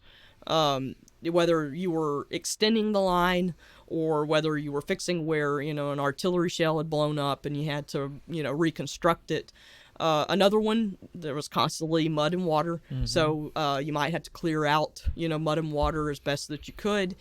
Sinking new latrines, because you did have a lot of men, and they had to go to the bathroom somewhere. So basically, it's digging, you know, you dig a sap far out, you dig a hole way down, and then once it filled up, you covered it, and then you dug a new latrine. That's what it was supposed to be. It's supposed to. But, I mean, a lot of times, you know, you've got a whole bunch of artillery and stuff. You're not wanting to move. You're not exactly wanting to go to the outhouse. No. So, whenever there's bombs coming you know, around some you. people would just go right there if they had to. Others, they made, like, portable latrines. So they would put a tin inside of this box that was made, and then they could close the top part. So they would be able to go and bring it and dump it out somewhere else later when it was safer. I mean, because, even if you're, when you got to go, you got to go. Yeah. Even if you're under heavy fire, so... Yeah, exactly. Part of war. Tins, you know, that became, you know, important. But they would also go on patrol. You'd have them adding wire, like I said, at night. The ones that were in reserve, they would move up rations and ammunition and stuff, you know, to the front lines for the troops. The most hated, of course, like I said, was going into no man's land, because you had to. At some point, you were going to. And adding wire or trying to grab enemies. You know, if you saw that there was a sentry somewhere, sometimes they would send you to try and raid that sentry and bring him back as a enemy informant. In World War I, what is it exactly as a sentry? So there's different concepts of, like, sentries throughout time. With this one, it was just your forwardmost person that was kind of a lookout. Okay. Yeah. And like I said, they had a line going out for however many yards they wanted to. It might be only 10 yards, it might be 50 yards in front of your main trenches, and then you had, like, this just little hole. Like I said, a lot of times it would be a shell hole that they had added on. It was just closer to the enemy line, and their job was to try to listen if they heard the enemy say anything, if they heard enemy movement, if they saw anything suspicious, then they were supposed to report back. Gotcha. Yeah. But that was your everyday routine, you know, were all of those. So what, you know, another thing that everybody has to deal with is getting sick. What was it like in the lines whenever you were sick, and what type of illnesses are we talking about? Because I know I was talking a second about stopping stomach illnesses to some extent, but we're dealing with mud and gunk and rodents, and I'd imagine you're getting some really nasty fungus and need some tenactin or you know, some powders. So the everyday problems were terrible. That's one of the things that made trench warfare just so awful. Yeah, it was just those kind of minor things that you're always having to put up with, constantly, and they never stop, and it just nags at your soul throughout the day. Exactly. Yeah. So one of the things was trench foot. You know, a lot of people hear that. It's still used today as a term, though it's called something else. But that was the number one condition that plagued soldiers at the time in trench warfare. What is trench foot? Well, it was caused by not removing your socks or your boots after you had them on so long. And the poop. Yeah, and to put it bluntly. Yeah, and getting being in cold and wet for too long. That's what it was. Yeah. So the duck boards that we talked about earlier, those were developed, and they helped ease some of this a little bit. But it was only really good for light rain. You know, right. They would start to float when it was heavier rains. Some people, you know, when you couldn't see because of the mud, you'd step on one end and they'd smack you in the face because they'd come up and hit you. You know, but anyway, the symptoms were similar to frostbite. Your feet would go numb, and they'd turn either a red or a blue. And then you would have this swelling and blisters, and they'd be itchy, and they'd smell bad. And the worst parts was if you caught gangrene in it. Was it a fungus, or was it like a bacterial infection, or do they even kind of go into that? Whenever I was looking, I wasn't really... Okay, because, I mean, you're probably sitting around for a long time. There's probably less... circulation going to your legs. That is part of it. That's why you're going numb. Yeah, that's what I was thinking as soon as you said numb, and then there's Yeah. the smell, and that's probably necrosis. Rowdy would probably be a little bit better at Yeah. this because he's the Right, well, the on-call so emergency guy. with gangrene, if gangrene set in, then the skin tissue, that would start to die and fall off. Yeah. And so with that, toes had to be removed, amputated, sometimes your whole foot if it was really bad. 75,000 British were admitted to the hospital for trench foot during the war. Wow. And you would try, they wanted you to try to change your socks 1 or 2 times a day. But it was really difficult to be able to do that because, again, it was just constantly staying wet and gross in the trenches. Yeah. And they also would put well oil on their feet or talcum powder, and this was to help protect them. Like, whenever you say well oil, you I mean like yeah, an actual well. Wells, yeah. But talcum powder, think baby powder, that's talcum. But it was hard to get dry socks. It was hard to keep the socks dry, and it was even worse to try to keep your boots dry. That some people, they would warm up newspapers or different papers and then stuff them in the boots to try to get them warm, but sometimes that could cause the boots to catch on fire, and that's always a bad day. It was bad. Yeah. So that was the thing that plagued them the most. Now, you did have pneumonia, that happened a lot. Again, that's because of the cold and the wet. And then there's another one. It was nephriasis, and I could be pronouncing that completely wrong, but it affected your kidneys. Ooh. And, okay, nephrology is, I believe, the study of kidneys. So. Okay. So, it would affect your kidneys, and that was also due to exposure to cold and wet. So you're seeing that a lot of the things that they're suffering from is because of just the conditions they were living in. Your kidneys are basically like a filter for your body. Yeah. So, once your filter goes down, exactly, everything else is going to move in. Other things they had to deal with, corpses was a big problem. Yeah, I remember in the thing there were duck boards over a corpse that you had to walk over. And see, I didn't see that. I know you said that. I was looking down more. I guess I wasn't looking up as much until the very end. But there was a body that you had to step over. Well, I mean, the body was underneath the boards. Yeah. But you were walking on the body, and that was, I guess, a common thing. Yeah, it did. Well, because they were often buried where they fell, and then if a trench, if it collapsed, or then sometimes there would be a body that was buried there. The trenches were constantly moving back and forth. Would people be caught as a trench collapse? Like, would there be somebody buried alive? Yeah, sometimes. Ooh. And I've got some information about that a little bit later. Yeah. Because that was one of the big problems with Passchendaele, and we'll talk about it when we get into the further parts of the trenches. Yeah, the rain. But if they were digging new fire bays or they were digging saps further out, bodies were uncovered, and the large number of bodies were buried just below the surface because they weren't burying them 6 feet down, Yeah. They were often re-exposed by shelling, and, they cause diseases too. And just like we talked about, you had the rats, they spread different diseases. One was an infective jaundice that was called Wells disease, Weil. But, again, urine and excrement caused diseases, like we talked about. Lice. Oh, yeah. Yeah, I don't really think of lice too much in a wet environment, but I guess, I'm thinking, we're both in education, and whenever a kid gets lice, you can't wash it away with regular shampoo. No. So I guess they would. Yeah, so lice was bad. Because it was so constant. You had bites and you were itching and scratching all the time. They tried to do delousing attempts, but it didn't work very often. They'd bring them in whenever they were on leave, and they'd take all their clothes and they'd be doused in like lye and stuff and cleaned, and they'd be giving them back. Well, it would kill the lice, but it wouldn't kill the eggs. And once you got it back on your body, it warmed up the eggs enough that they would hatch again. Oh. So it really wasn't helping all that much. And you got something called trench fever. And it was shooting pains through your shin and your legs, high fever of like 104, inflamed eyes, skin rashes. It wasn't fatal, but treatment could last from 6 weeks to 3 months. I can tell you from experience, 104 plus degree fever is no fun. Yeah. Yeah, don't want to do that again. Yeah. So you also had there's several more things that I have that were every day. I mean, like I said, it's just the conditions were terrible. Crap going on that was not good.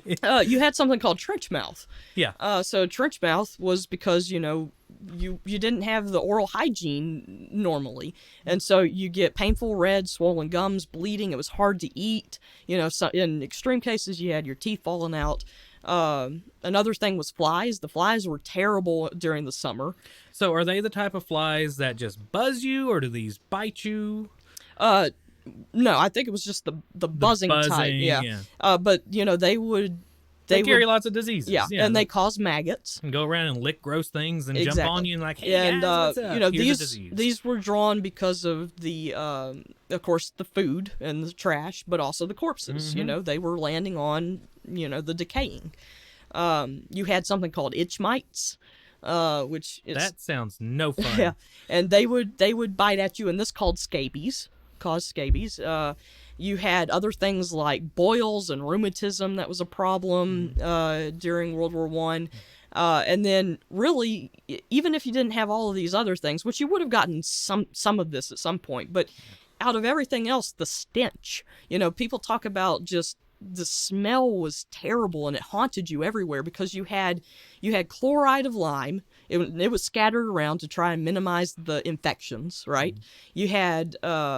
creosol, which was sprayed to try and get rid of the flies. You had the human waste, you had the smoke, the body odor, the mildew, the rotting vegetation smell, the decomposing human and animal remains. Like, you just couldn't get away from all the smelly grossness. Would have been interesting. I know it probably wouldn't be something people would enjoy, but during the VR experience to actually pump in some of the smells. That would be. I would feel really bad for the people that had to stay there all day, though. Oh, gosh, yes, because you can't really contain the smell. No.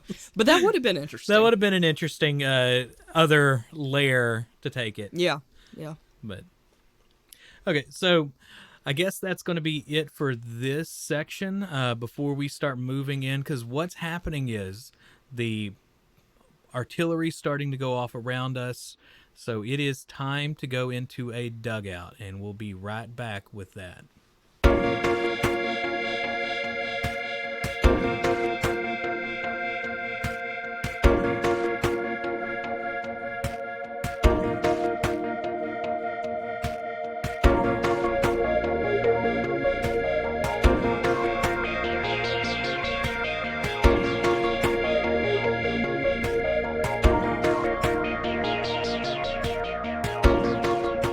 After seeing your brethren fall on the fire step of the trenches, the artillery begins to get heavier.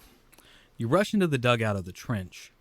The artillery fire begins to overwhelm you in a cacophony of gunfire and explosions as the ground below you shakes. You are now stuck indefinitely. So at this point, we're in the dugout, and it's getting loud, and things are just going crazy around you. Now, not visually. No. All audibly. Well, the door closes behind you. Oh, and tactily. You can feel it. Yeah. No, you can because of the vibrations. That's it. The whole thing was amazing. The whole experience. Because, you're feeling the vibrations every time you hear the boom going off of an artillery.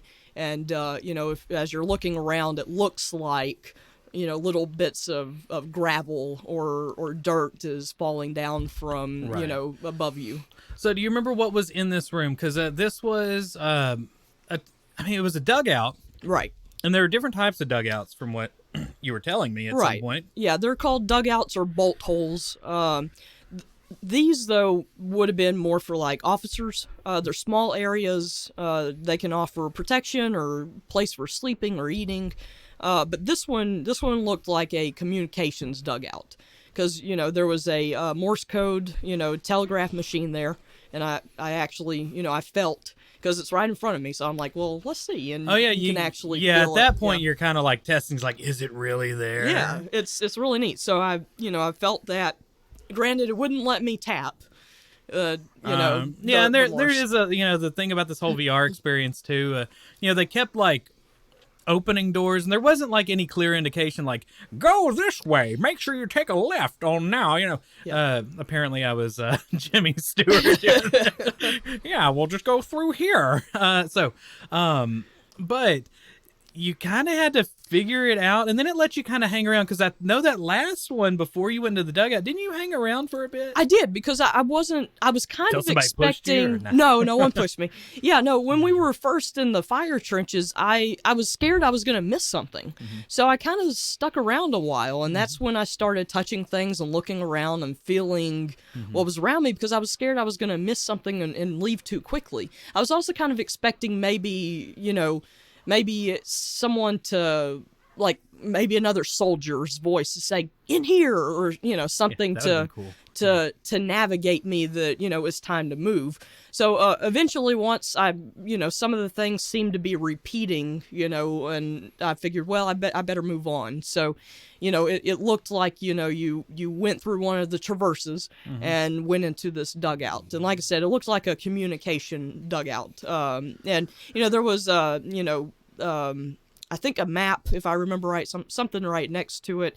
You had satchels hanging, some canvas bags, an officer's visor cap was there, and I touched it. It was woolen, just like the visor caps were back then. I touched the satchels, and it felt like the canvas material. You could feel where it was supposed to open, but they had it sewed down so you couldn't open it. Oh, yeah. I tried. I tried breaking in this thing. But yeah, so you're just stuck in this small communications dugout, and you're trapped. And you hear Dan Carlin talk to you, and he basically talks about that you're stuck in here. Oh yeah, there's all sorts of wonderful history going on in the background. This whole time, I know we didn't really mention it through the last one, but the entire time he's explaining what's going on, he's talking about it, and we can't really use that in the podcast. No. So we're kind of explaining, around what we're seeing and through your knowledge, what's actually happening. Yeah. But this whole time, I mean, if you go to the VR experience, and I believe, they're doing more. They're going to start bringing more places. It's really cool because they explain a lot of this stuff and talk about what's going on. Well, I know currently it's in Fort Worth, Dallas area. Yep. Yeah. But he starts talking to you, and he kind of gives you a little bit. I remember him saying something like, "Imagine being stuck in this for you don't know how long, Right. for hours on end," and he just lets you hear the explosions all around you, and the bombardment and the vibrations. Yeah, and it was like 2 minutes, and you just That's what I was listen to the thinking. explosions and feel everything going on. And like you said, the dust is coming in. And you don't know if the place is going to collapse on you. Yeah, exactly. Mass artillery barrages were a big deal in World War I. That's one of the staples of the battles. You would have these. Artillery happened all the time anyway, but before any major battle, you knew that a battle was going to come because they had so much artillery. There was no surprise. I mean, it's. The artillery could be weeks before that it started, and it was just continuous. Now, for Passchendaele, for the beginning of this offensive, they took 2 weeks prior to the offensive and the first 3 days that they bombarded, the British did, the German defenses for 2 weeks and 3 days. So right? is this like constant, or would it be like do this for an hour, then stop for a little bit? No, it was pretty much so. Okay, the British used 4,283,550 shells during that 2 weeks and 3 days. Whoa! So that's not the whole thing. No, that's is just the barrage. And goodness, so that is just constantly. So when they're making you listen to it for 2 minutes, that's just a little snippet of what you'd actually had to feel. Yeah. So, there's no video game that's going to make you sit for 2 weeks. Yeah. And you hear about bombardments in some of the earlier times, but as the war went on, the barrages kept getting longer and longer. Some of the beginning battles, it might only be 3 or 4 days of military barrages full in. But like I said, with this, it was 2 weeks in the first 3 days. So, it was, I figured out, I wanted to do a little bit of math, right? Math by art teachers, get ready. But I was thinking, okay, 4,200,000 something thousand. I was thinking, how many of that? How much is that? So for the 2 weeks and 3 days, that would be 251,973 shells each day, meaning it was 10,498 shells each hour, 154 per minute. Oh. And almost 3 per second. So if it was constant, I'm sure it varied occasionally, but at the worst times it would have been like brrr, and just constant. Yeah. So okay, with the artillery bombardments, they ranged in length. But for instance, for the Battle of the Somme, that's where I could find some information on how they ran the barrage. And so the Battle of the Somme was earlier, but it was 5 days of ceaseless bombing. With units, they would fire for 2 hours and then they would take a break in between while the other units were firing. So one unit, 2 hours straight. They'd break, you'd have a different unit that would do it for 2 hours straight. They would take a break. So to the enemy, it felt like it was constant. Yeah. So anyway, the from mortars, grenades, artillery, the shrapnel and everything, this accounted for 60% of all military deaths in World War I was from some form of artillery. And that makes sense. I mean, it was just constant. Yeah. And then, you're talking about them doing this before they would start charging forward and moving the line up. How many people did this basically turn crazy? And that's where the term shell shock comes from, right? Right, yeah. Or as we call PTSD. Do they have any other terms they use for it Yes, nowadays? they did. Actually, I have lots of information on that. Boy. So shell shock, you have accounts of this going back even to ancient Greek time. Of course, it wasn't called shell shock back then. Right. But it was still different from World War I. With ancient warriors, you never had this unrelenting noise that you did of the World War I guns and bombs, and it wasn't for such an extent, a long period. You'd have terrible images, that you would see as an ancient warrior because it's hand-to-hand combat, right in front of you. And so there, like I said, there are accounts of people suffering from some sort of PTSD, but even then it was different because it wasn't for such a long period of time. Plus you had a lot of brain damage that was caused by the shell blasting too, But anyway, there's accounts also during the Civil War, and it was called soldier's heart is the term that was used back then. I was trying to find the earliest term used back, and the earliest that I found, and I'm sure someone else can find earlier ones, but soldier's heart after the Civil War was someone who was anxious or constantly on edge because of what they had seen in the war. And then, of course, World War I came around, and it was called shell shock because most of the people that was getting it was when they had, been in one of these concussions, right. on end. It was also called war neurosis during World War I, but it was a lot of tremors. You'd have blurred vision. It could cause blindness or deafness for short periods of time. Muscle contractions, anxiety, fits, what they called fits of hysteria, nightmares, insomnia, paralysis, hypervigilance. You're constantly on guard. Reoccurrence of the memories. After World War I, in World War II, it was called battle fatigue or combat stress. And then, of course, nowadays you have it called post-traumatic stress disorder. Now, a lot of people are trying to get it to be post-traumatic stress syndrome because they don't really consider it a disorder. But this, you started... It's a much larger a syndrome versus a disorder. Right. The syndrome's like a larger spectrum of things that it can So be. you have a lot of people trying to get that terminology changed so that it's syndrome instead of disorder. But you started hearing the PTSD term after Vietnam, but it's become very popular, term nowadays. But so I was looking into the shell shock victims, and 80% of treated shell shock victims were unable to return to military duty. 80%. Is there a number as far as how many? I found some that it was dealing specifically with the British and all. So for the British, by the end of the war, over 80,000 men had been treated by British medical facilities right after the war. Now, there was an additional 20,000 right after the war, so you're looking at 100,000.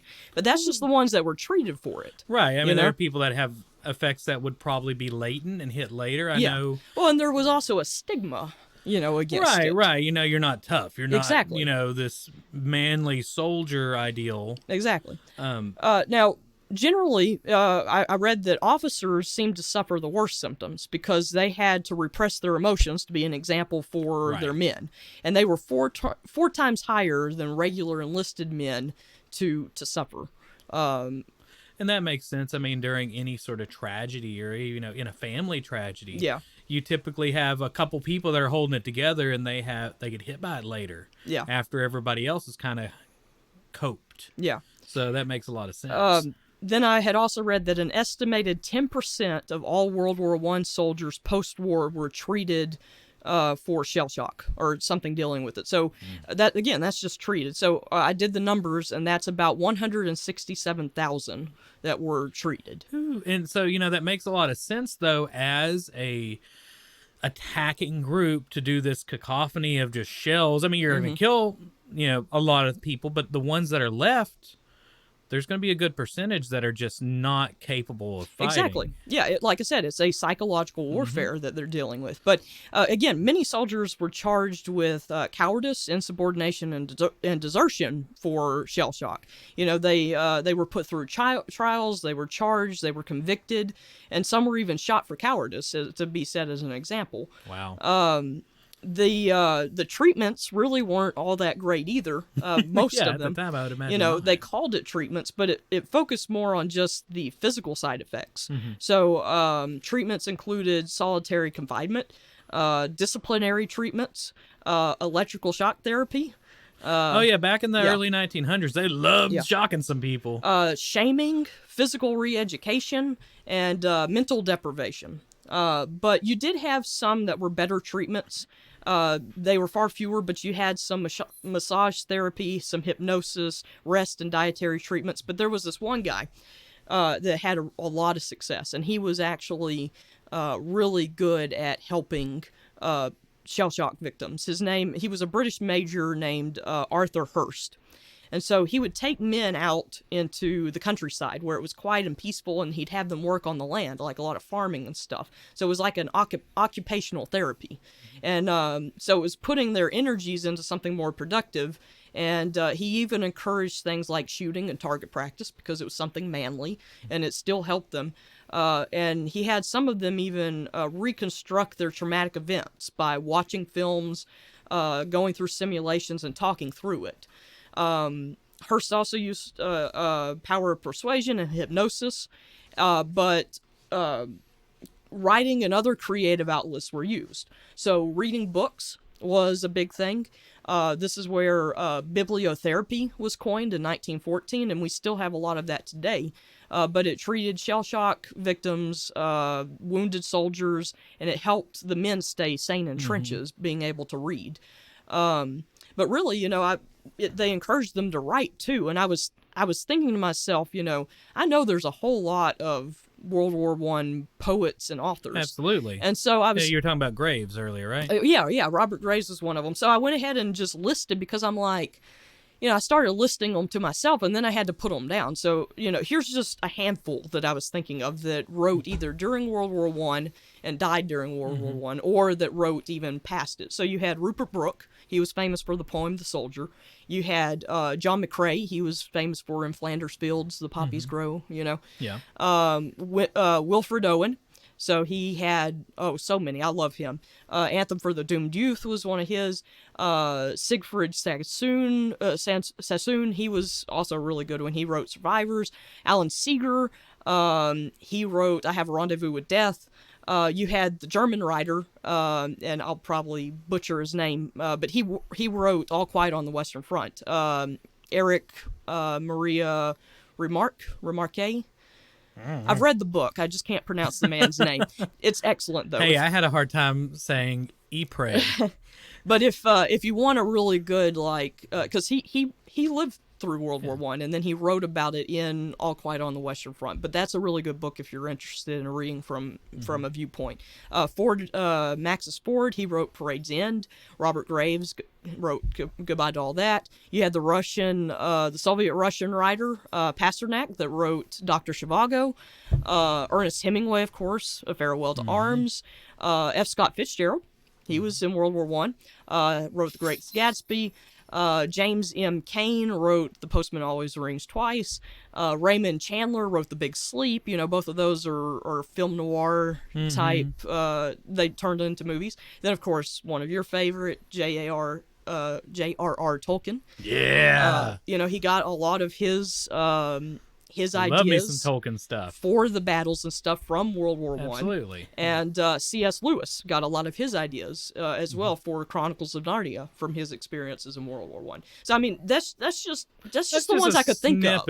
And honestly, you look at the history of art and music and poetry, and there's so much from people that are broken people. I mean, you look at Van Gogh, you look at others, and it's that catharsis of dealing with issues that brings this beauty into the world. It's like filtering out the pain to create this thing that didn't exist before that is beyond the scope of what we could imagine. So, it's some days it's almost like the world is too good for a lot of people nowadays to make good art and music. Almost, yeah. But it's a terrible thing to think about it that way. But yeah, you had a whole lot of soldier writers, during and after, and a lot of them wrote during what they called the Lost Generation. Because there were even females. Gertrude Stein. If I remember right, she helped with driving ambulances during World War One, and so she wrote some too. Wow! But a lot of that lost generation, those writers at the time were World War One veterans.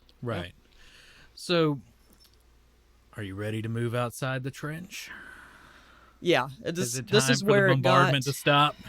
The bombardment of history facts. The bombardment didn't stop there, that's for sure. That is true. You just were let out. You just had to get out. Yeah. All right. So, the doors fly open with the blinding light. You're leaving the underground, but you're definitely still in hell. At the top of the doorway, a hand is hanging down with the rosary dangling in the light. You move the rosary and cold hand out of your way as you see a tank rolling over the trenches in front of you. You notice the boards near your feet are out of place because they have a body beneath them. You look up, and the rolling tank explodes. So that's the scene of when you open the door. And, one thing that really surprised me was you could feel the hand in the rosary. I don't think you did. I think you avoided it. I hate to admit. Because I had to. Like, this is hanging in front of me. I have to see. I have to feel this. I had touched everything else. But, that door opened, and it really was a hellscape.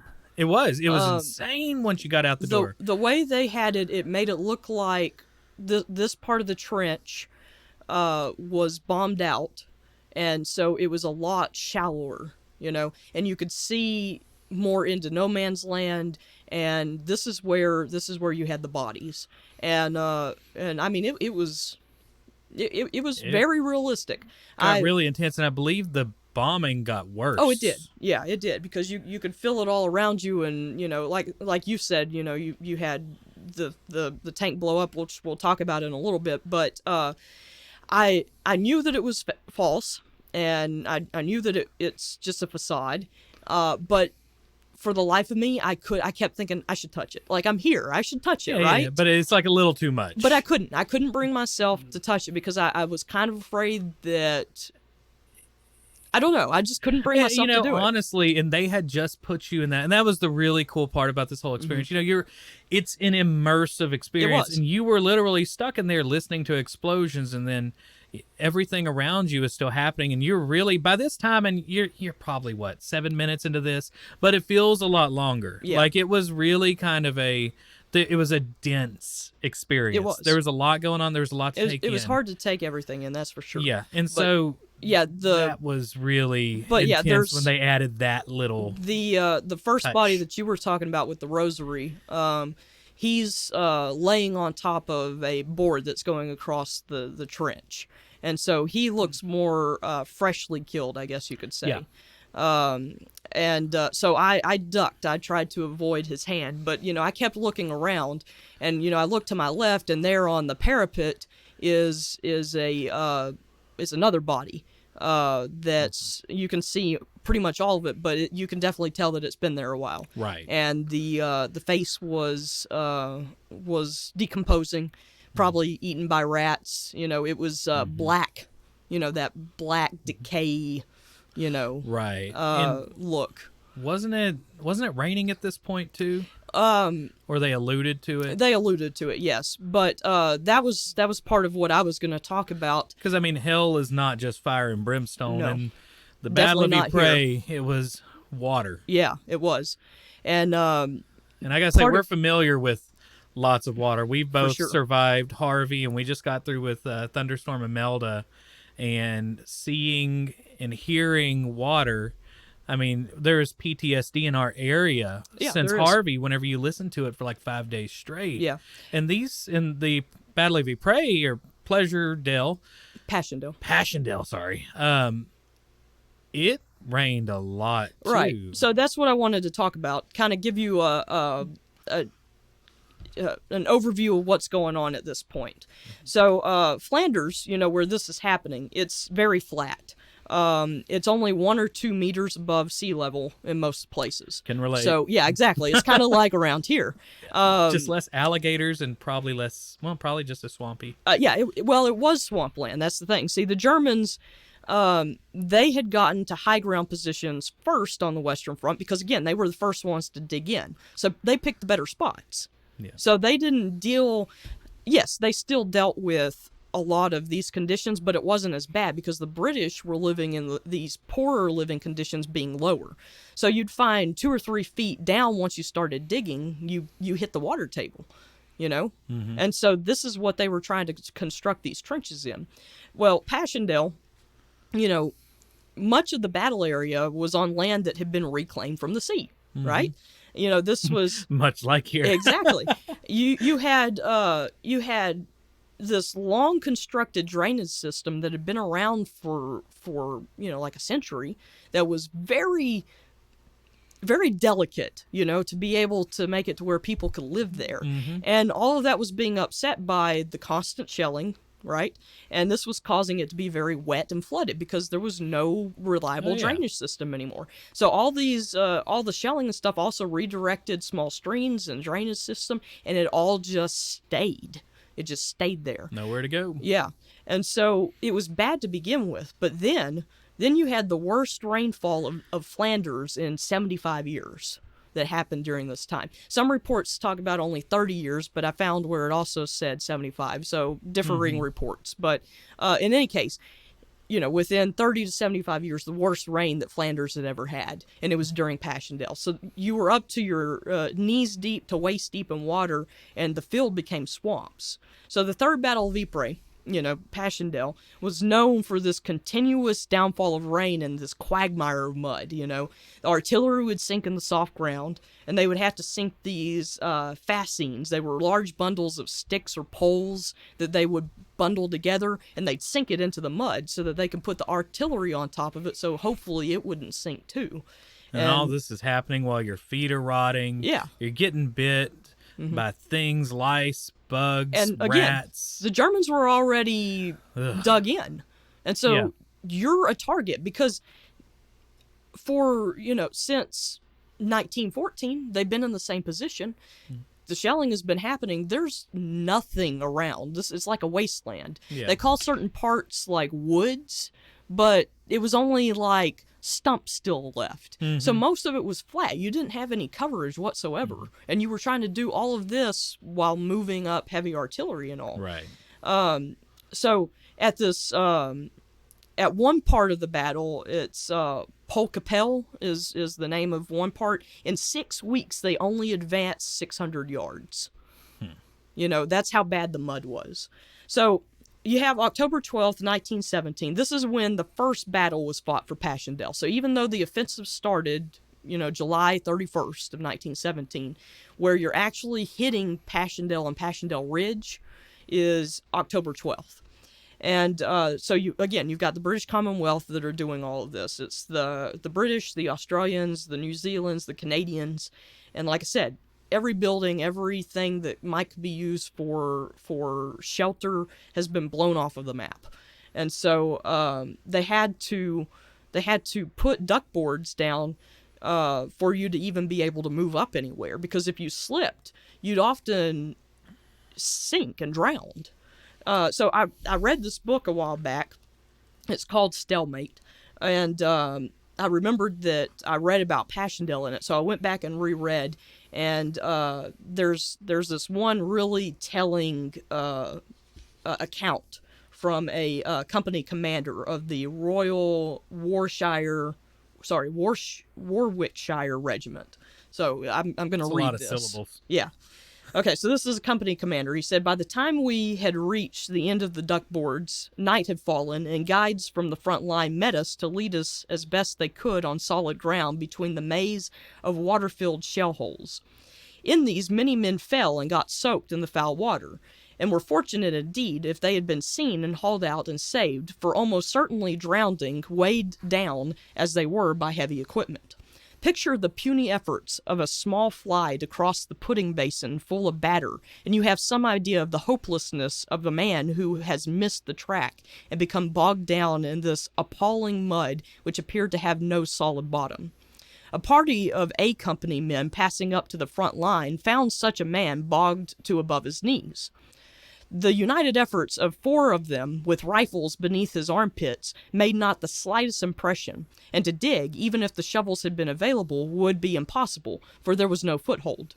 Duty compelled them to move on up the line, and when 2 days later they passed down the way, the wretched fellow was still there, but only his head was now visible, and he was raving mad. So that man had been there prior, up to his knees. 2 days later, he's still alive, but he only has his head above the mud, and nobody can get him out. And I mean, there's lots of accounts of men that would be sunken. They couldn't pull them out. And you think, just kind of a random aside of, I remember watching cartoons with quicksand. Yeah. And the joke's always like, whenever I was growing up as a kid, I always thought quicksand was going to be a bigger problem than it really is. But, the people that were making those cartoons probably lived through that. Probably. And probably have seen some of those things with quicksand. And that was Yeah. I mean, this real wasn't concern quicksand, but it was the same concept. mud, yeah.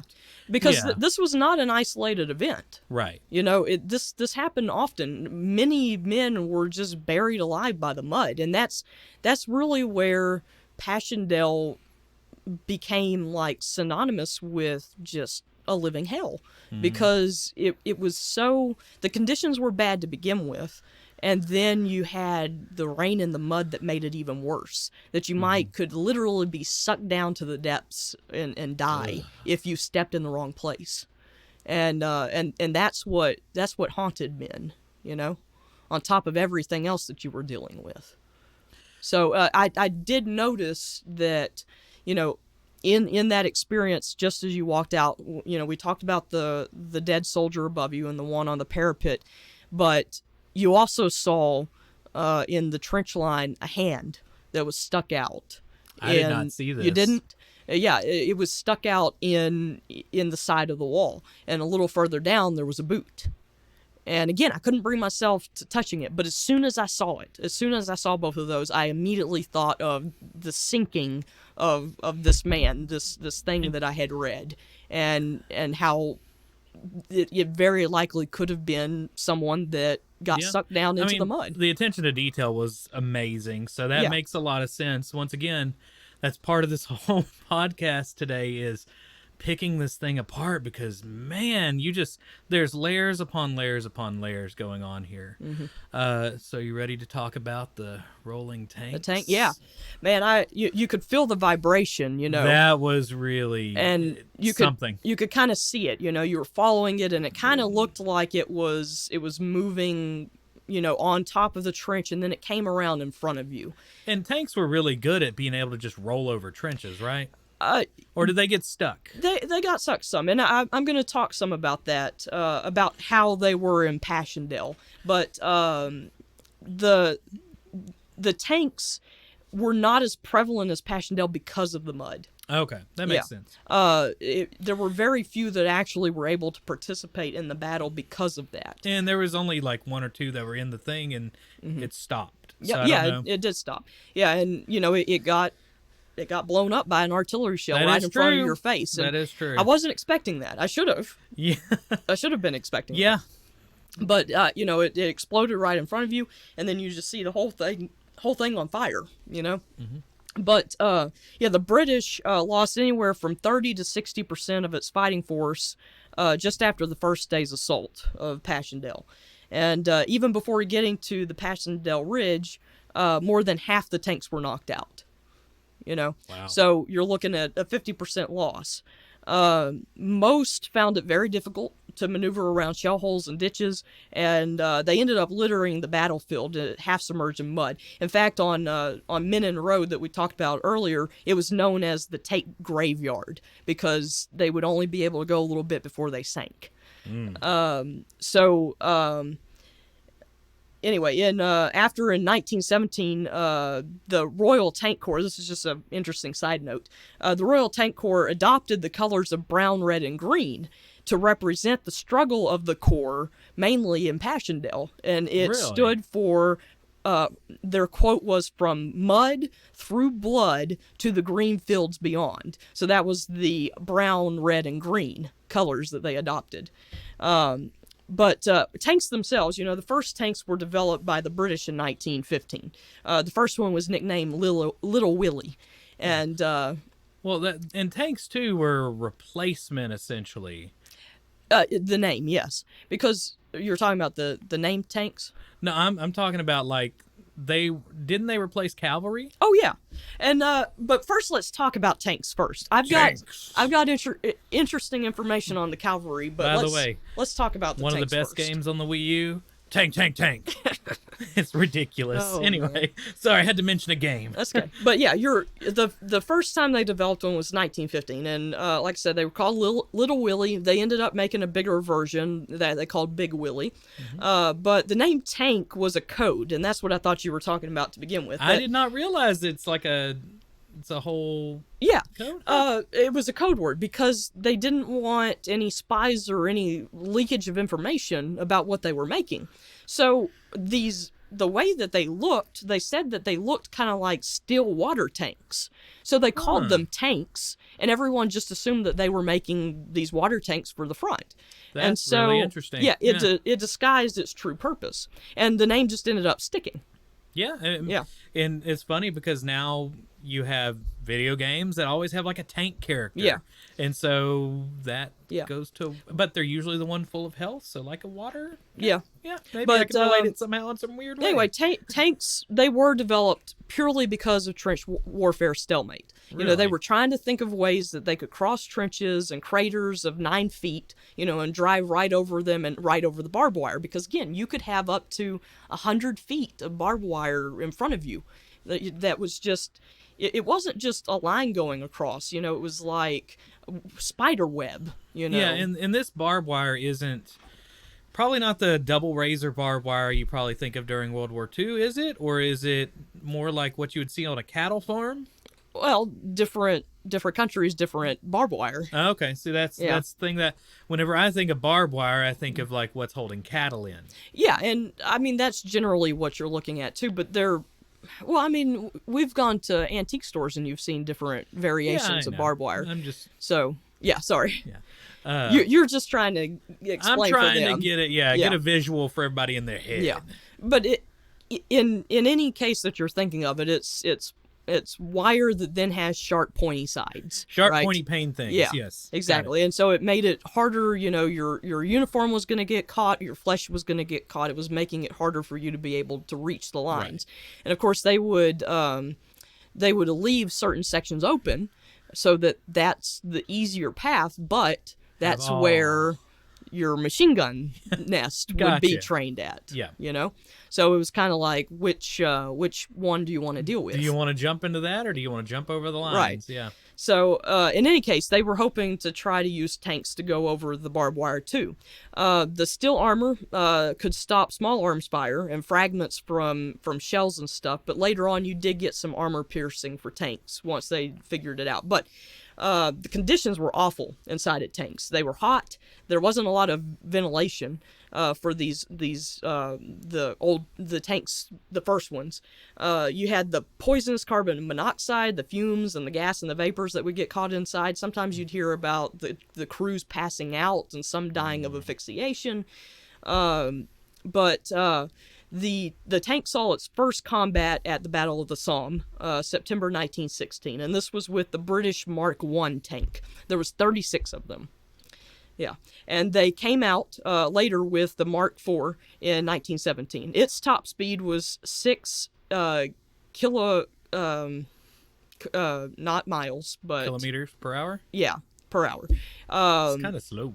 Yeah, no, it was, but a man could walk about the same amount, but a man wasn't impenetrable to bullets. Right, and that's kind of looming and scary. Yeah. In the So, of course, probably a lot easier for artillery to hit if they're up on a hill. That's true. Yeah. But really, they were on the battlefield. They were lucky to get 1, kilometer per hour. Wow. Yeah. But at the Battle of the Somme, it was a shock, and even with 36, they were able to break through these lines fairly easy against the Germans because of the shock of it. Did Germans have tanks at that time? No, and actually, I'm gonna talk about that. The Germans, they don't really get into the whole tank bandwagon during World War I at all. So, because you think of World War II with the Panzers? Yes. Yeah, and that was a big thing for them. Oh, yeah. But World War I, no tanks, just horses. Yeah. So when you think about these World War I tanks, these are those quintessential. It looks like a rhombus, shape, and it's got the caterpillar tracks on it all the way around. Like those are what the tanks are during World War I. Now the French, they ended up coming up out with some called the Renault FT, and this established the look of the classic tank you think of with the turret on top. Yeah. But the British, the Mark I through the Mark IV, those were that rhombus style. Now, like I said, only the British and the French had significant numbers of tanks in World War I. The Germans never really got around to a large-scale production of them, but they did come out with something called the A7V model in 1918, but they only built 20 of them. Too little, too late. Exactly. 20 of them, okay? So 20 compared to, at this time, the Allies had 6,000 in the war. Whoa, that's a little uneven. Yeah. Now the German tank, it looked a lot bigger. It was almost like I don't know, a huge train car looking thing with turrets on top and then slits in it where men were inside and they could shoot with guns. Kind of like if a second grader was designing a tank. Is that kind of what you're thinking? Yeah, pretty much. That would work. As our teachers were very used to seeing things like that. Now, the U.S., they didn't get into World War I until 1917, and really the numbers didn't get the numbers of troops didn't get in until 1918, where it was significant. But we had, the U.S. had 3 models of tanks, but none of them saw service during World War I. The U.S. actually used the British Mark IV and some of the French Renaults on the battlefield. So, but you were talking about cavalry. The tanks replaced the horse cavalry and shock. I kind of wish we would have tactics. seen what I think you're about to talk about. Oh man, I can't imagine. But they probably didn't use cavalry in. In fact, the British used cavalry throughout the entire war. But did they use it in the Battle of Ypres? Oh, with Passchendaele, no. Okay. Not that I heard. But it would have been interesting. But, cavalry used to, their whole purpose was shock tactics and being able to penetrate into the enemy lines, right? And then you would have your infantry go in behind them and try to overwhelm the enemy. Right. So in early World War I, that's what all these generals thought World War I was going to be. The horses coming in, making a hole, and then, the rest coming through. And some of them never lost sight of this. They held the horse cavalry in reserve, thinking that at some point during the war they were going to be able to use them like this. It was crazy. But you do hear about some full-out cavalry charges that were on horse against machine guns and modern artillery, and it is not a pretty sight. You know, you had the Germans, they quickly stopped using horses for this purpose at the beginning of the war in the Western Front. But they were still used in the East, because in the East you weren't, you had more capable land of the horses being used, and you were also against a more primitive army in some of the East, right? The Ottomans used them throughout the war, again, because it was a different section. The U.S. used them, but only for a short amount of time after coming overseas. But the British, like I said, they used a mounted cavalry charges throughout the war, even seeing what the effects were. It wasn't as popular the further it went along. Imagine not. But the first cavalry charge was at the Battle of the Mons. That was August 22nd, 1914, and that was by the British.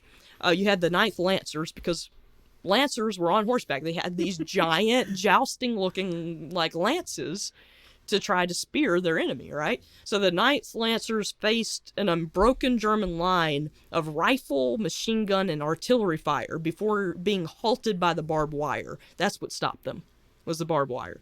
The casualties were high, with 80 being killed in this charge. You know, there was one of the last charges in the war I read was during the Battle of the Somme, and they were armed with lances. And even though they were going uphill, some of the men reached the woods where the Germans were. And these Germans were so surprised, the ones the men that did get to the woods, that the Germans actually surrendered when they were confronted by the cavalry in the woodlands, because they were shocked that they got through. But they had really high casualties too, with 102 men dying and 130 horses. So this reminds me, once again, going to video games. Epic Battle Simulator or Ultimate Battle Simulators, where you can put like ridiculous simulations on the computer. I know Rowdy's brought it over. That's where you can put, like, let's say elephants against like Roman soldiers, right? Yeah. So in a way, you could kind of recreate things that you would probably think nowadays wouldn't make sense, like a tank versus cavalry. No, it's true. But that's what happened. No, that's true. But actually, there's a really if you've heard of War Horse, right? The book, it's a children's book. They ended up making a movie out of it, I think Spielberg. I haven't seen the movie, but I read the book to one of my classes a couple of years ago, and it does a really good job of showing what the horse cavalry was like during World War I. I was actually surprised at how in-depth it gets for a children's book. But anyway, horses ended up being used more for reconnaissance and for messengers, and also pulling artillery, ambulances, and supply wagons throughout the war. They were better than vehicles because they didn't get trapped in the deep mud as bad, and they could go over rough terrain. And so they were still seen as very important, but they became beasts of burden rather than, a good fighting tactic, Toward the last year or two, some troops were told that the loss of a horse was greater tactical concern than the loss of a human soldier, because of them being able to pull, artillery. Yeah. But, you had asked me about the death of soldiers during World War I, and like I said, for soldiers, that was 9 to 10 million. But I don't know if most people realize that horses, 8 million horses died. Wow. In World War I. So you're looking almost at as many people. Yeah, as almost as many soldiers. Yeah, because again, I wasn't talking about casualties for, people that were injured and all, and plus people that weren't soldiers. Well, right. We'll talk about that later.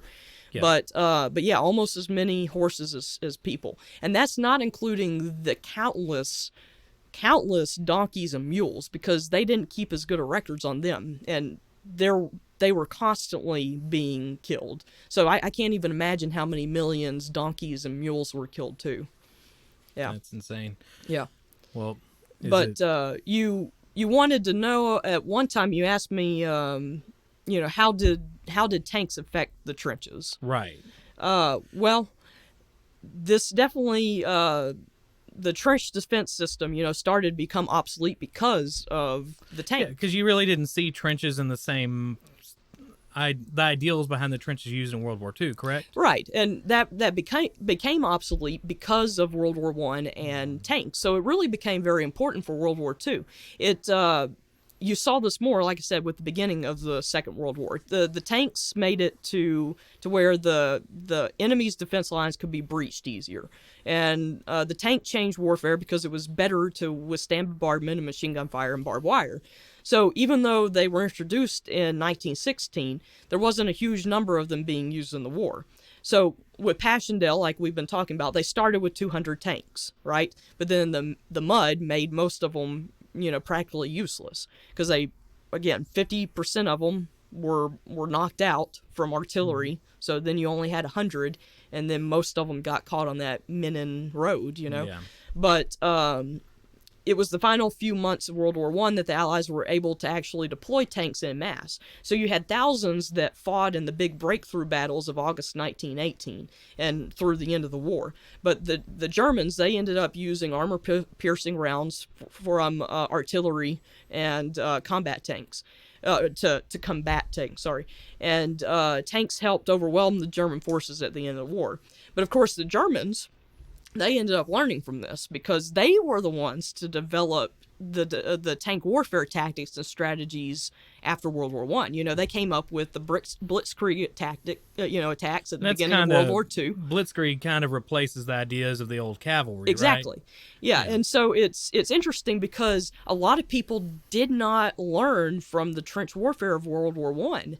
And you'll see that at the beginning of World War II, which I just have to mention real quick. That's, World War II proved that trench warfare would be ineffective in this new war. And this was seen with the French's Maginot Line. The French, they basically had this glorified trench, that they built because they were afraid that the Germans were going to attack them again at some point, which they did. So it was 300 miles long. They spent 3 billion French francs on this thing. It took 6 years to build it, and they thought that it was impenetrable, right? So the Germans, they just went around it through Belgium, right?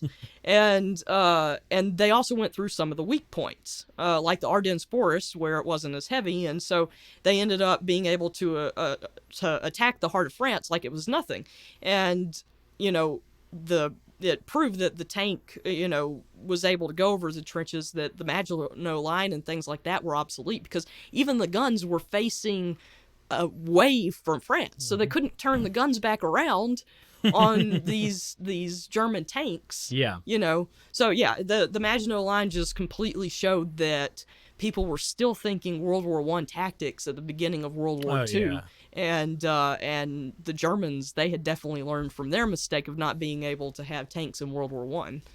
So anyway, sorry. So I guess, are we ready to move on to what happens next? Yeah. All right. An explosion screams across the landscape. As we come to the end of this experience, you notice a yellow, silky smoke begin to move across the ground, then slowly the world around you turns into a sickening yellowish green. Above your head, shells begin to slowly fall until they consume your vision from all angles.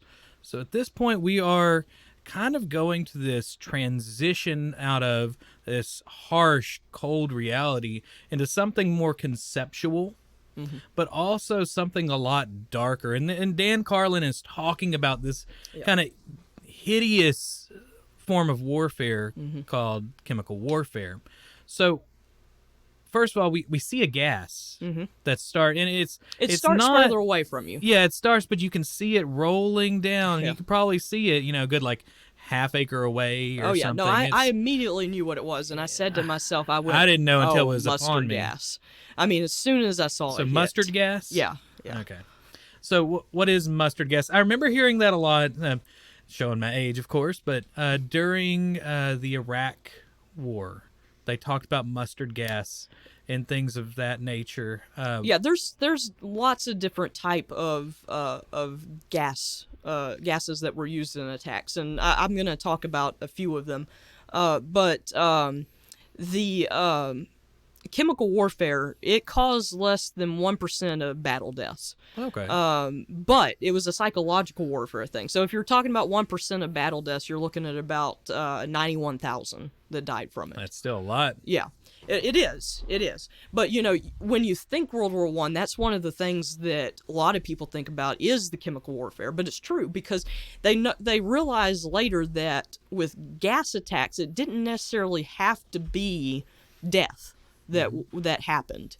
As long as the effects of it could injure enough people, those people would be in the hospitals for so long that it was still getting rid of troops from the front line. They're incapacitated. Yeah.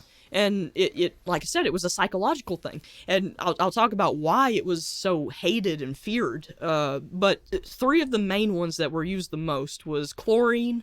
For pools. Yes, That's what we think of it nowadays. Yes, but it's definitely it's in a solid form for pools, that then is diluted in a whole lot of water. And it's still really nasty, though. Yeah. I mean, chlorine will kill you. Right, and then you had phosphagen, I think that's how you pronounce it, and then mustard gas. But if I remember correctly, I think there's like 46 or 48 different types of chemical warfare gases that were used during World War I. But like I said, those are the 3 main ones. So you had 125 million tons of toxic gases that were used in World War I through shells, grenades, cylinders, bombs, mines, canisters. 125 million tons. Ooh. Yeah. And here I did make a note of it. 46 different chemical warfare agents that were used or developed during World War I. So approximately 30% of chemical agents were fired in World War I did not detonate. So they're just hanging around, Yes. waiting for somebody to crack open. Yes, exactly. So it's estimated that there's 10 million plus that are unfound still. So that is one thing that he brought up. Dan Carlin brought up during this is about how there's basically this area that you just don't go. And as And that's like 100 years later at this point. Yeah, in my end notes of the end of the battle that we get to later, I do talk about those numbers of artillery bombs that have not gone off. So we'll be talking about that in a bit. But the effects of gas, there would be a buildup of fluid in the lungs, because it was affecting that. And you would also get, with some of them, because each one was a little bit different, but some of them you'd get blisters on the skin. It could cause blindness. Some was temporary. If you were exposed to it for too long, then it could be permanent. I think about us being art people.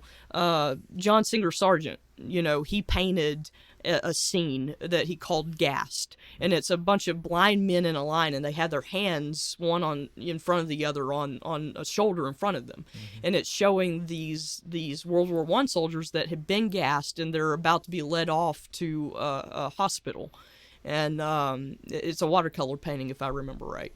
But that's kind of what I think of whenever I think about chemical warfare. But I was telling you that my great grandfather, his name was Devereux Stewart, and he served during World War I, and he actually survived a gas attack, but he had gotten I guess wasn't able to put his gas mask on in time or whatnot, and so he suffered some of those effects, and he had to be in the hospital for a time. We have some letters, or one of my great aunts still has some of the letters that he wrote to his wife at the time from the hospital. At the Red, it's on Red Cross stationery and all. And so he wasn't blinded by it, but a friend of his that also was affected, he was temporarily blinded by the gas. And of course, I don't know which one was used. I just always assume mustard gas, but again, it could have been any of them. Right. But he had to, from the fluid in the lungs and the blisters and stuff, he had to be in the hospital. But I wanted to talk a little bit about the guy that's called the father of chemical warfare, because it's an interesting story. Okay. Let's hear it. That kind of goes into World War II as well. So the guy's name was Fitz Haber, and I could be mispronouncing that because, German names, they may look a certain way, but, pronounced a different way. But anyway, Fritz Haber is called the father of chemical warfare. So he was this advocate of chemical warfare and said that death was death by whatever means it was inflicted. So, a lot of people at the time, chemical warfare was seen as evil, because it was not an honorable thing. And he was saying, well, no, this, what does it matter if you're killed by this or by an artillery? Death is death was his thing. He won the Nobel Peace Prize in 1919, so after the war, for something called the Haber process.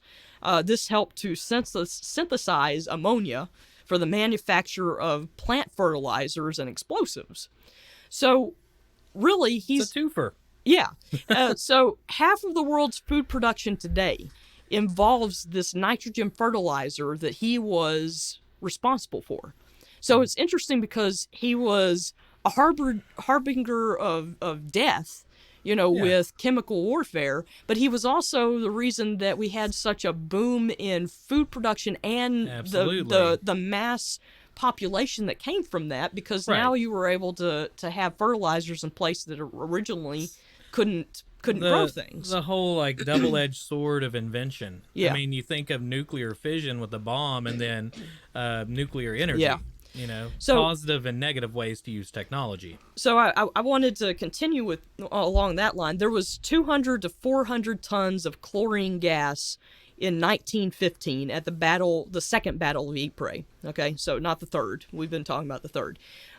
This was the first major chemical weapons attack, and there were 6,000 deaths from it. This was the first time that they used, a chemical warfare. Was 1915. Now, the same guy, Haber, right? During the 1920s, scientists were working at his institute, because he had this institute in Germany, and they developed a cyanide gas called Zyklon A, which was used as an insecticide. Well, some of you might... I know where you're going with this. Yeah. So his institution was responsible for the development later of Zyklon B, which, if any of you know World War II history, was what killed a whole lot of the Jews and other, groups. Everybody else that they tried to massacre and create mass genocide. Yeah, I mean, they considered a lot of different groups what they called, quote, degenerates. It was an awful term. But yeah, Zyklon B was one of the main chemicals used in those gas chambers. And it's interesting because Haber himself was a very proud German Jew. Mm-hmm. And he was the one that was responsible for making, or that led to the making of the Zyklon B. Now, he died in 1934. So, this would have been 1 year after Hitler came into power. And, some of his family was able to get out, but there was some of his extended family that did die in concentration camps during World War II. That's terrible. But it's just that, it's a very interesting cycle, to see. Right. Because the implications of what you figured out. Yeah, exactly. And the fact that he was such an advocate for chemical warfare, and yet it ended up killing a lot of his own people and a lot of his own, extended family. And that happens a lot in this age where you have different chemicals that are being discovered that are concentrated, can cause insane damage, but whenever diluted or applied a certain way are absolutely beneficial. Yeah. So. But anyway, to combat, gas attacks, one of the main things was gas masks, And so we have some gas masks here, We have all sorts of gas masks. Well, I did get a World War I gas mask, probably about a year ago. And I have non-combatant gas mask from World War II and some other one, I think, from the 80s. But in any case, I think it's interesting because they made gas masks for more than just humans. You should really look up these pictures if you've never seen them. Oh, yeah. They have gas masks for horses, for dogs, and for pigeons. Well, they have them for babies, too. Oh, well, yeah. But I'm talking about just World War I battleground. Oh, yeah. No, little pigeons with gas masks. Yeah, so cute. It's really interesting. But so gas attacks, you could be hospitalized for 45 to 60 days. That was the average for hospitalization if you suffered from it, if you didn't die, But why the reason that gas was so feared as well, especially mustard gas, was because it was heavier than air or water. And so this becomes a real problem in World War One, because it would settle in shell holes or at the bottom of trenches and in puddles and stuff. So all that had to happen, all a soldier needed to do, was to disturb the dirt, the mud, or the water, and he would suffer from gas exposure again. So it didn't even have to be in a gas attack. You could be jumping into a shell hole because you're trying to dodge fire. You disturb the puddle there, and then all of a sudden you've stirred up mustard gas again, and then you get the effects of it. It's like jumping into a pit of snakes. Yeah. Yeah. Yeah. One of my favorite poems, World War One poems, was by Wilfred Owen, and he died during the war. But it was "Dulce et decorum est" is the name of the poem, and I'm not going to read all of it, but it describes a gas attack, And so they're trying to hurriedly get the masks on and everything, but someone's not able to. And so it says, but someone still was yelling out and stumbling and floundering like a man in fire or lime. Dim through the misty panes and thick green light, as under a green sea I saw him drowning. Because again, remember that your lungs are filling up with fluid, so you're essentially drowning on land. In all my dreams, before my helpless sight, he plunges at me, guttering, choking, drowning. If in some smothering dreams you too could pace behind the wagon that we flung him in, and watch the wide eyes writhing in his face, his hanging face like a devil's sick of sin. If you could hear at every jolt the blood come gurgling from a froth-corrupted lungs, obscene as cancer, bitter as the cud of vile, incurable sores on innocent tongues, my friend, you would not tell with such high zest to children ardent for some desperate glory the old lie, dulce et decorum est pro pateria mori, which means, it's a Latin phrase that means it is sweet and fitting to die for one's country. And it's his whole, that it's very visual. And again, he was in the trenches. He actually witnessed this, and so it's a terrible way to die. Or even if you didn't die from it, the idea of suffering from this and drowning in your own fluids in your lung is just terrifying. Yeah, and at this time, in the VR experience, the world's disappearing around you. Yeah. And if you look up, and this was the time that I looked up, yeah, was there just hundreds of shells coming down. Probably thousands. Yeah, and they were slow. And he was going over, and everything had turned to that yellowish color. Like you're surrounded by the mist of the mustard gas, yeah. And I believe there was do you have a quote that he had that he was reading? Well, I don't have a quote from that, but I do. Whenever I saw the bombs, I remembered hearing in one of his podcasts about the number of bombs, being dropped. And so I had to go back and find, but he talked about, and I don't even remember which battle this was, but in this specific battle, it was talking about how 2 million shells in 6 days were fired on this one tiny little area of wood on a battlefield that was 1,000 yards by 500 yards, and that small area took 80,000 shells in the first week. Ooh. So I had to, we live in the country, or more out in the country. Middle of nowhere, yeah. So I think Swamps. more, yeah, exactly. I think more in acres than yards. Mm-hmm. So I figured out what 1,000 yards by 500 yards would look like in acres. That's about 103 acres. Mm-hmm. So that meant that roughly 777 shells landed per acre. Whew. That's crazy. Yeah. The British and the Germans launched more than 1 billion shells and bombs during the First World War. Just the British and Germans alone. 1 billion. And these things are still being found, like we talked about earlier. And they have to dispose of these things occasionally whenever somebody finds one, right? Right. So they call it the iron harvest because out in these places where it's not too bad, they're able to still have farms and stuff. There's these red zones where no one's supposed to go at all. And so you can't even live on it. But you have some other parts that were part of the battlefield that aren't as bad. Mm-hmm. Well, again, it's called the Iron Harvest because anytime the farmers start to till up the land, they always find some sort of ordnance. So there's a system in place in Belgium that deals with this ordnance, and you find, wherever you find it, you report it. It gets examined and it gets collected for disposal. And so at certain times in the year, the farmers plowing up the fields. It's not unusual to find small piles of shells, and then they end up just placing them on the side of the field for collection and disposal. And so in the regions that, suffered the most from 1914 through 1918 battlefields, tractors can be fit with armored plating underneath so that it protects the farmers in case these things go off while they're tilling. Tractoring. Yeah. In France, farming simulator in Belgium is way more interesting. So I would imagine. Yeah. So in France each year, there's around 900 tons of this iron harvest found. Just in France, 900 tons each year. In Belgium, it's 200 tons found each year. Every year. 100 years later. Okay?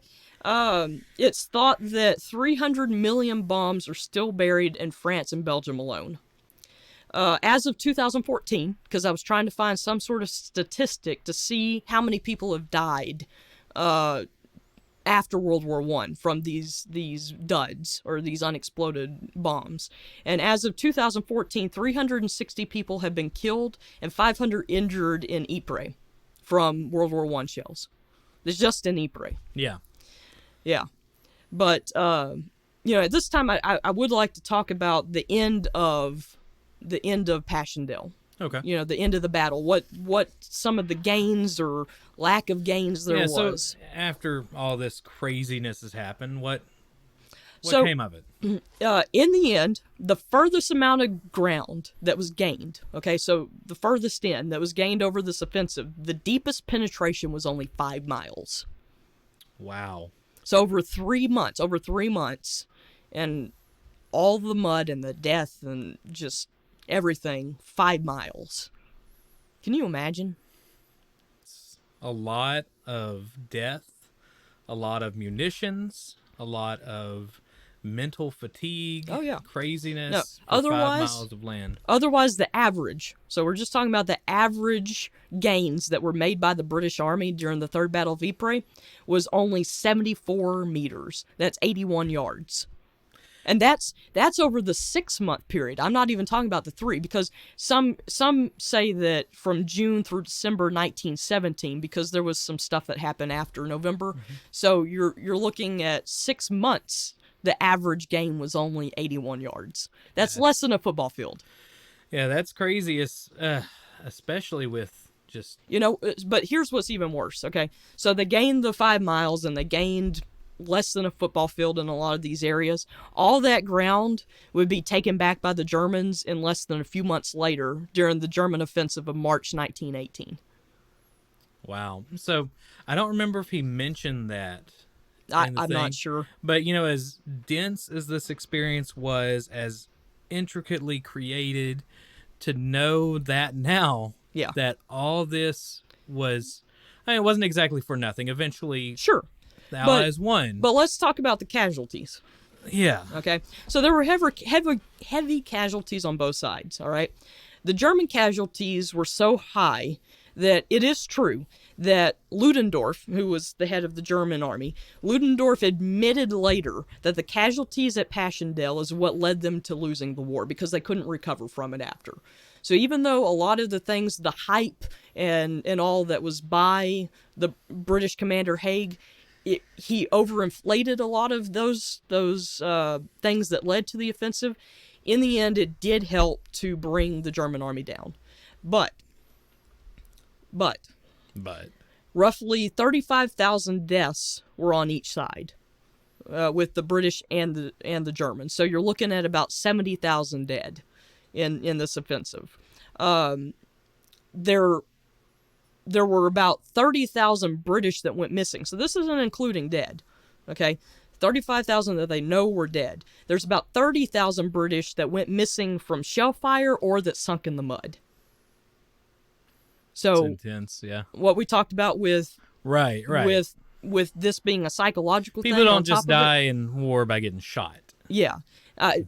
Nor do they necessarily die in a fashion that would be warrior-like. Yeah. That you would think of like a Spartan warrior dying in battle gloriously. It was sometimes literal putrid mud that you were slowly sinking and drowning in. Filling in your 30,000 missing from that. The total casualties for the British, so casualties meaning that, these weren't just killed. Casualties means, whether they were shot and they lived, or, gas attacks, or they got trench foot or whatever. Just the casualties for the British was anywhere from 245,000 to 400,000, excuse me. So 245,000 to 400,000 casualties on the British side. The total German losses are casualties was 217,000, so a little bit less, all the way to 400,000 on their side too. So others put the total amount of casualties at about 1 million, because some of these numbers are on the low side. Back then with these official numbers, the British and the Germans both didn't want to admit what their death rate or the casualty rate was. So a lot of times it would be on the low side. It's a psychological thing too, to not say, "Oh, I've lost this many people." So that's why you have the lower levels, but then modern day historians they put it more as toward 1 million together on both sides with the casualties, and most of these soldiers were in their early 20s that fought. Now, another thing that I found interesting with I talked about the iron harvest and finding these shells and stuff. You also have a different kind of harvest that happens throughout each year. You still find the bones and remains of unfound soldiers. Right. Not too long ago, it was I want to say 2 or 3 years ago, they found a place in Ypres from Passchendaele where there was about 150 unclaimed bodies that they found, and so they slowly had been digging those up and trying to identify them. But on average, 10 bodies are found each year in the Ypres area. Wow. Yeah. There was a quote. It said, and I don't remember where this was from, but it said, but something really striking about this site is that you have perfectly kept gardens and 21st century life right next to these mass graves and hell on earth. Because nowadays you look at Passchendaele and compared to the pictures, and there's these cottages and the pretty little flowers everywhere, Passchendaele. And the farming communities, and it's kind of boomed, and you're thinking how can they even? I can't imagine growing something there and eating it. I mean, absolutely. I know that you have to do that to survive. I mean, you have to be able to claim some of these back, but I'm just thinking, how much of that is on someone's unclaimed body? Yeah, you're just traipsing along graveyards in places that don't look like it. Yeah, it's amazing. It's amazing. So, we talked about the death toll. 9 to 10 million soldiers died during World War I. So that averages to about 6,000 deaths per day during the war. But if you want casualties, again, this is talking about dead, wounded, missing in action, POWs. If you want casualties, you're looking at 40 million. Wow. For overall? Overall World War I. Yeah. Well, I mean, this was supposed to be the war that ended all wars. That's a humongous number. Did it stop all wars? Of course not. Of course not. Yeah, absolutely. I mean, World War II happened, and there's still smaller skirmish. I mean, smaller wars today. There's sure. Everything has comparatively. Yeah, but essentially, World War II was fought over, the peace treaty, the Treaty of Versailles of 1919. I mean, that's what sparked so many problems and outrage, with Germany, and that was one of their main points was, the stab in the back, that the politicians did against the military officials, which, that was all a lie anyway, because the military officials were ready to surrender just as quickly. But, it became this idea that they were treated wrong, in the Treaty of Versailles. And that just kind of snowballed over, 30 years. Well, I think this is about the end of going over Passchendaele. We'll hit a closer real quick, and then we're going to come back and talk about the experience as a whole, its implications in technology and classrooms today, and how we kind of view this from being, a historian on one side and a gamer on the other. So we'll be back in just a second.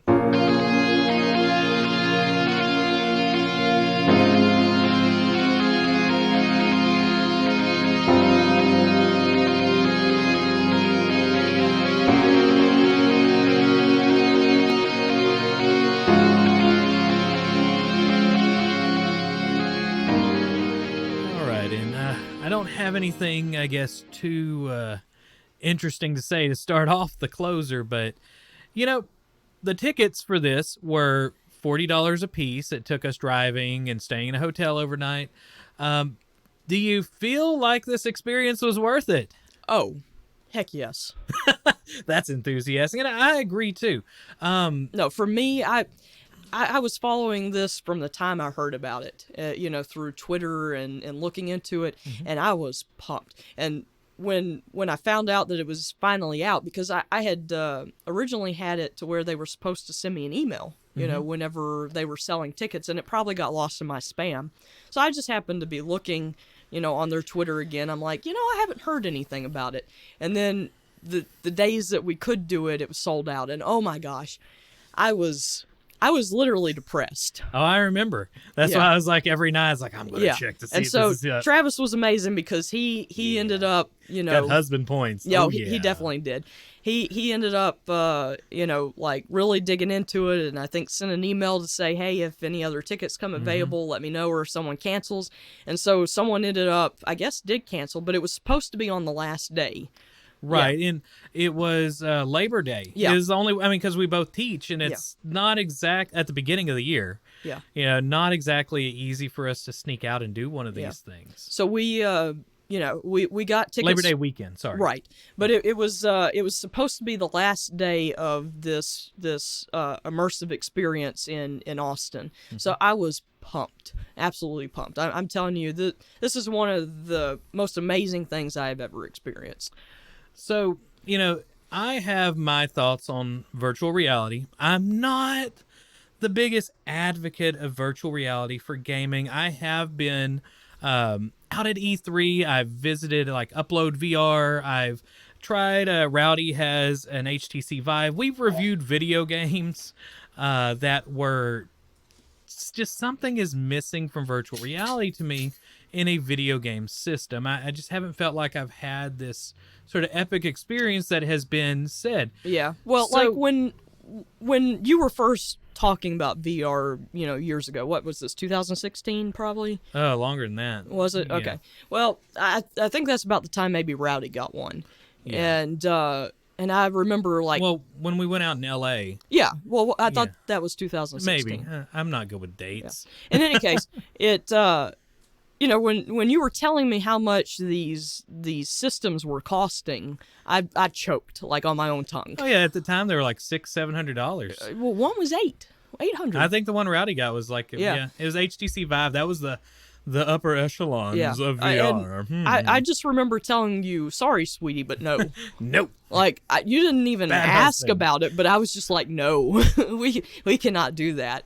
And it was interesting. I remember going to Rowdy's house and seeing it, and it was kind of fun for a little bit. I remember getting sick. But yeah.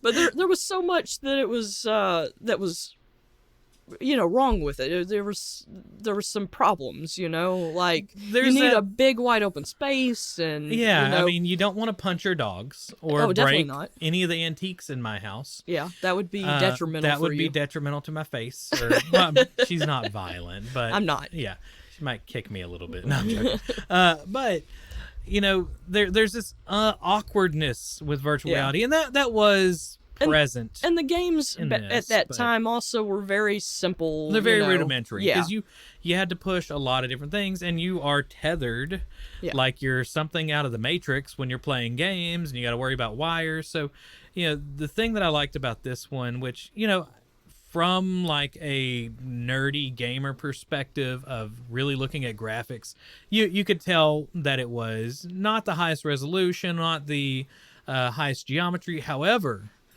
everything that came with the package on this, from the tactile feedback to the sound to everything else, you forget and you become immersed. You really do. So I guess as somebody that, like you, from somebody that is not a gamer, have your views on virtual reality changed? Oh, definitely. No, because I was not excited about VR at all until this.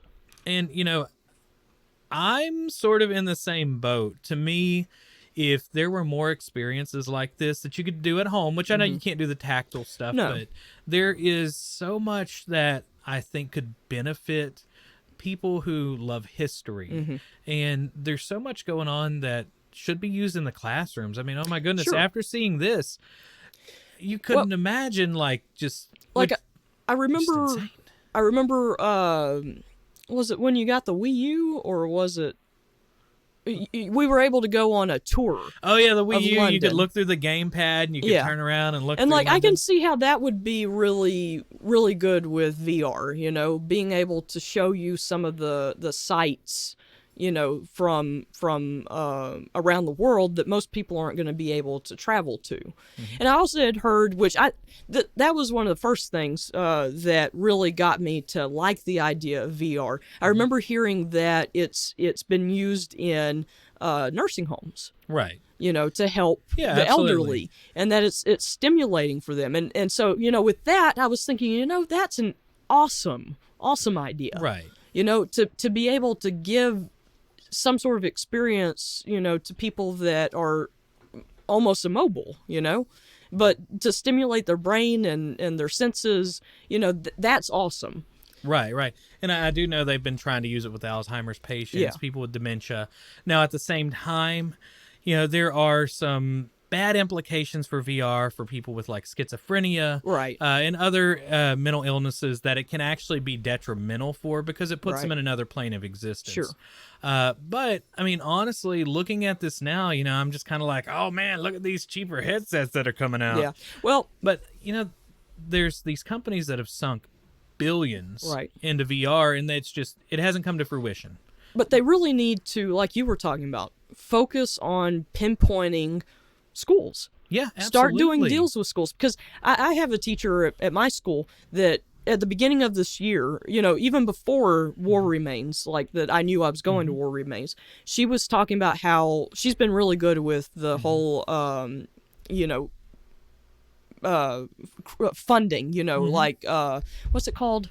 GoFundMe and GoFundMe, Kickstarter, teacher- not Kickstarter, but No, GoFundMe. Yeah. But for teachers, she's been really good about thinking outside the box for her classroom, and like using tactile things for kids that need that stimulation. because they lack perspective right. nowadays. And then the change in seating, she's got the bouncy ball things, and she's got the ones that kind of tilt and stuff. So she's done all of these really, really cool things with her classroom for kids that are not your average person, and she's super successful with it. But in any case, she was talking about how she really wants a set of VR, headsets for her classroom.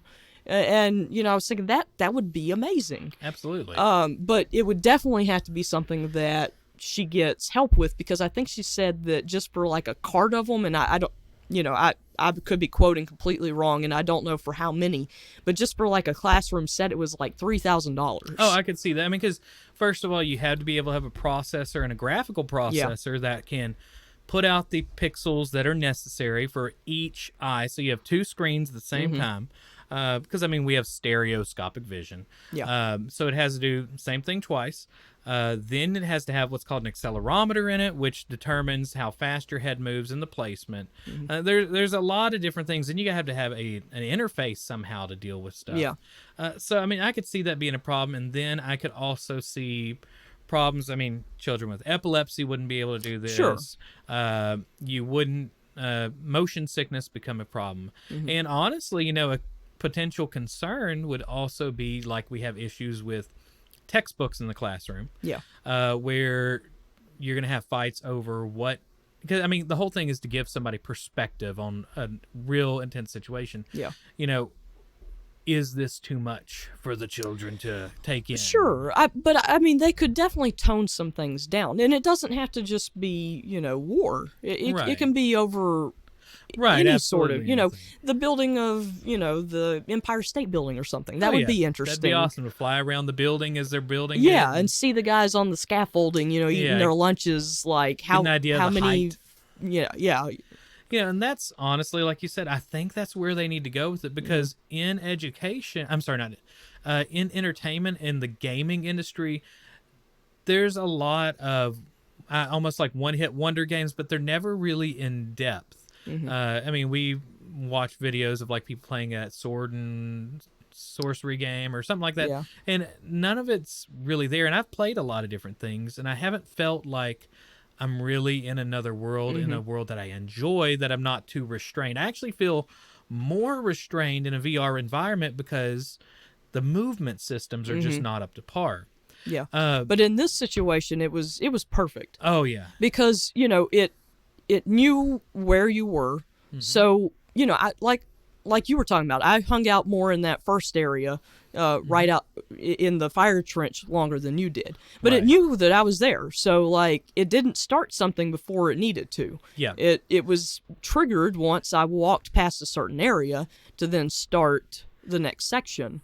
And, it was just very interesting. And, you're talking about the graphics and all. And, yeah, I know that the graphics couldn't be super high quality because of, I guess, the way it runs. I'm not good with Well, I know they technology. said that they thought the show was too either graphically or hard to create, and they thought it burnt up one of the VR headsets. Yeah, I remember you that telling Vospex me. was the only one that could stand it. Yeah, but, going through that experience and all, and it being a memory, now that it's a memory to me, because, memories are fuzzy anyway. Absolutely. And so now it's almost like I can't even hardly remember whether the graphics were that good or not anyway. Right. So it's almost now like I truly did live through that immersive experience, because my memories have become fuzzy, and it's almost like it was my own experience. It's a very interesting concept, to think that's become a part of me now, because I lived through this 15-minute experience. Right. And to me, this has to be one of the most important things created in virtual reality. And I was going to ask you, what would be your thought if they were to make a sequel? Oh, I know exactly where where are you going with this? Oh, come on. Where do you want to go? Normandy. I want Normandy. Give me D-Day. Could you imagine, think of Saving Private Ryan, which is immersive as it is already, but being able to walk on the beaches, I can't imagine. Maybe they'd have sand on the ground. Yeah. And you'd could probably feel a hedgehog, which I know is your favorite. I want a hedgehog so bad. So bad. I wanted an original hedgehog so bad. And I could have gotten one day, but my parents, this was back when I lived with my parents, and I think I was in junior high at the time, but they would not let me buy it because because it was in Belgium, I think. Yeah. Or France, somewhere. But the shipping was like $750 itself. Oh, no. Oh, it was crazy. But I had the money at the time, but they would not let me buy it because those things are huge. But I regret not getting that thing. But in any case, no, D-Day, that's one of my specialties. I've studied that for forever that I can remember, because both my grandfathers served in World War II, but my Papa Virgil and his brother Marvin, they both were at Normandy. Marvin went in earlier than what my grandfather did, and so he was at Omaha Beach. And you were talking about Saving Private Ryan. We watched that when it first came out, back in the 90s, and my dad thought, my Uncle Marvin, great Uncle Marvin, he might really like this since he lived through some of this. And I remember Uncle Marvin calling him back and being like, I couldn't do it. I couldn't get through. Yeah. He couldn't get through the first 5 minutes because of the Normandy scene, right? Which is understandable. I mean, absolutely. He's reliving his own past and his own PTSD, right? From that, and so I thought, well, yeah, that's true. Why did we think this was a good idea? Why would you want to invite somebody that's been through it? Yeah, yeah, but I think that would be an interesting experience for myself. I would like to see a VR with the Normandy campaign. And I'm sure it would be a little more difficult because you're not, you don't have the trenches that would keep you, kind of guided. But I figure if they just kind of tell you, like, follow this guy in front of you, like, right, and you follow in his footsteps, then maybe it would be more doable, One thing that I'd like to see, because I mean, Dan Carlin goes throughout not just World War I, World War II. Oh no, yeah. I would, I'd like to see Sparta. Oh yeah, see basically the 300 thing in Thermopylae. VR. Thermopylae would be would be interesting. Insane. Well, I mean that would be get a concept of the massive amount of numbers. Sure, because you have that small pass, and that was why they were able to hold so long. Or even there's one that he has that goes over the Irish genocide. Genocide, yeah. And this one thing that I've had people or teenagers usually, they're like talking about how bad things are sometimes, and I go, well, do you have to worry about having somebody come over a hill and wiping out everything and that's kind of what was the reality in a lot of history. Sure. And I think seeing things like that in those kind of perspectives would be interesting, and I think it would give some people something. Oh yeah, a more understanding of what put real things in perspective. Human life was like. Because nowadays it's just not as kids always ask me about them. They're like, "Isn't the world getting worse?" And I have to tell them, and they're usually surprised. I'm like, "Actually, the world is better now than it's ever been." I said, you just get bombarded with the 24-hour news and the instantaneous, you get the immersive experience, not with VR. Exactly. You have instantaneously, you're told that some tragedy happened, and everyone thinks that everything's terrible. But back in the day, there was a lot worse. It's just we didn't get the news as quickly. Right. And we have less war now than we ever have in human history. It's interesting. Most people think things are getting worse, but really, if you're looking in the scope of history, it's better. And that's one thing I really like about the Dan Carlin's Hardcore History podcast is it gives that perspective and a lot of things that I don't know. And they're much longer. I mean, this is definitely our longest podcast on Lamer Gamers.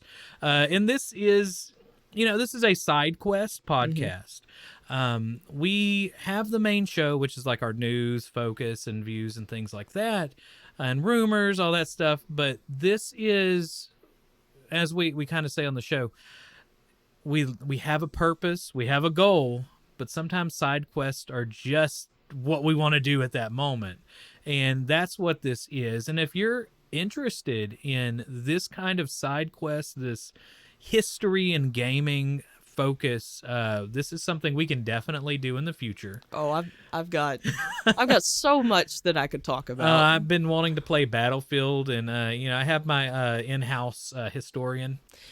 amateur historian. I'm Amateur, I know. I'm a huge history buff, and I mean, all these facts and stuff, this was notes that I was writing down, and I was having to double check things, and so on any of that, I could be wrong or off by some, so, take that into account, that I'm not a professional. Right. But I am. But you have all the books, just kind of like Dan Carlin says. I do. I love it. We have so many books in this house.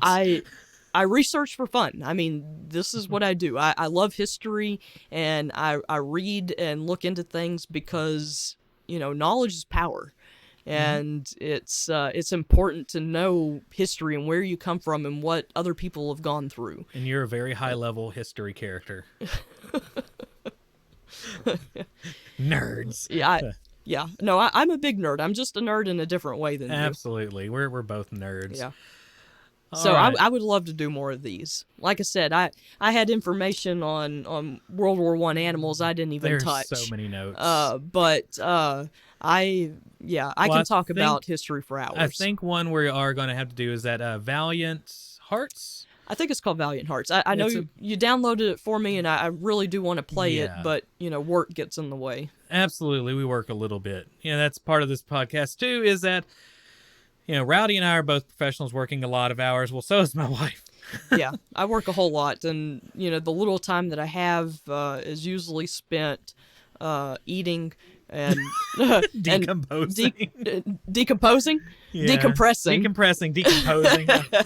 This is a long podcast. My brain is shortened. Yeah, decompressing, having a little bit of time that I can actually talk to Travis. And and then Fancy going to seeing you at sleep. home. I mean, it might literally only be 3-4 hours that I have before, if that, sometimes, before we go to sleep.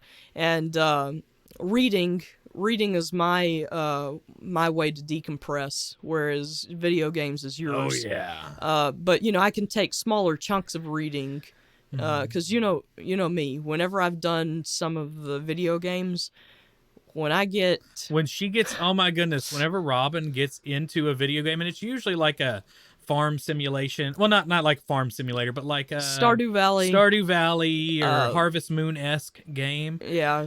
Robin Animal Crossing is a scary gamer because she has way more stamina than I do, because I'm like a squirrel. Like 10 seconds, an acorn drops, and I'm running over there scurrying. I think the first time I ever played Stardew Valley, it was 21 hours, and I took it away from me. Yeah. I was like, at that point, I should just go for 24. I was like, I'm trying to get her to be a gamer. Oh snap. This might be a little dangerous. So yeah, I'm hesitant to start that World War I game, because I know I'm going to want to play it all kind of at one time. So I'm going to need a holiday or a summer or something. But well, I gotta say thank you for joining in today. Sure, no, thank you for having me. This was amazing. We got to try new mics today, and she let me buy new equipment, so I'm pretty happy. Well, you let me geek out, so I'm good with this. All right, guys. So thank y'all for joining in on today's Sidequest podcast over the War Remains VR immersive experience. Make sure that you check us out on Twitter at LamerGamersCast, at our Transistor website, on Spotify, on iTunes, on Stitcher. Wherever you cast your pods, you will find the Lamer Gamers, except for iHeartRadio, because those people won't email me back. Let us know if you like this and you want to see more of it. And that's all I got today. You got anything else? No, that's about it. All right, guys. Thank y'all for listening, and we are out. Goodbye.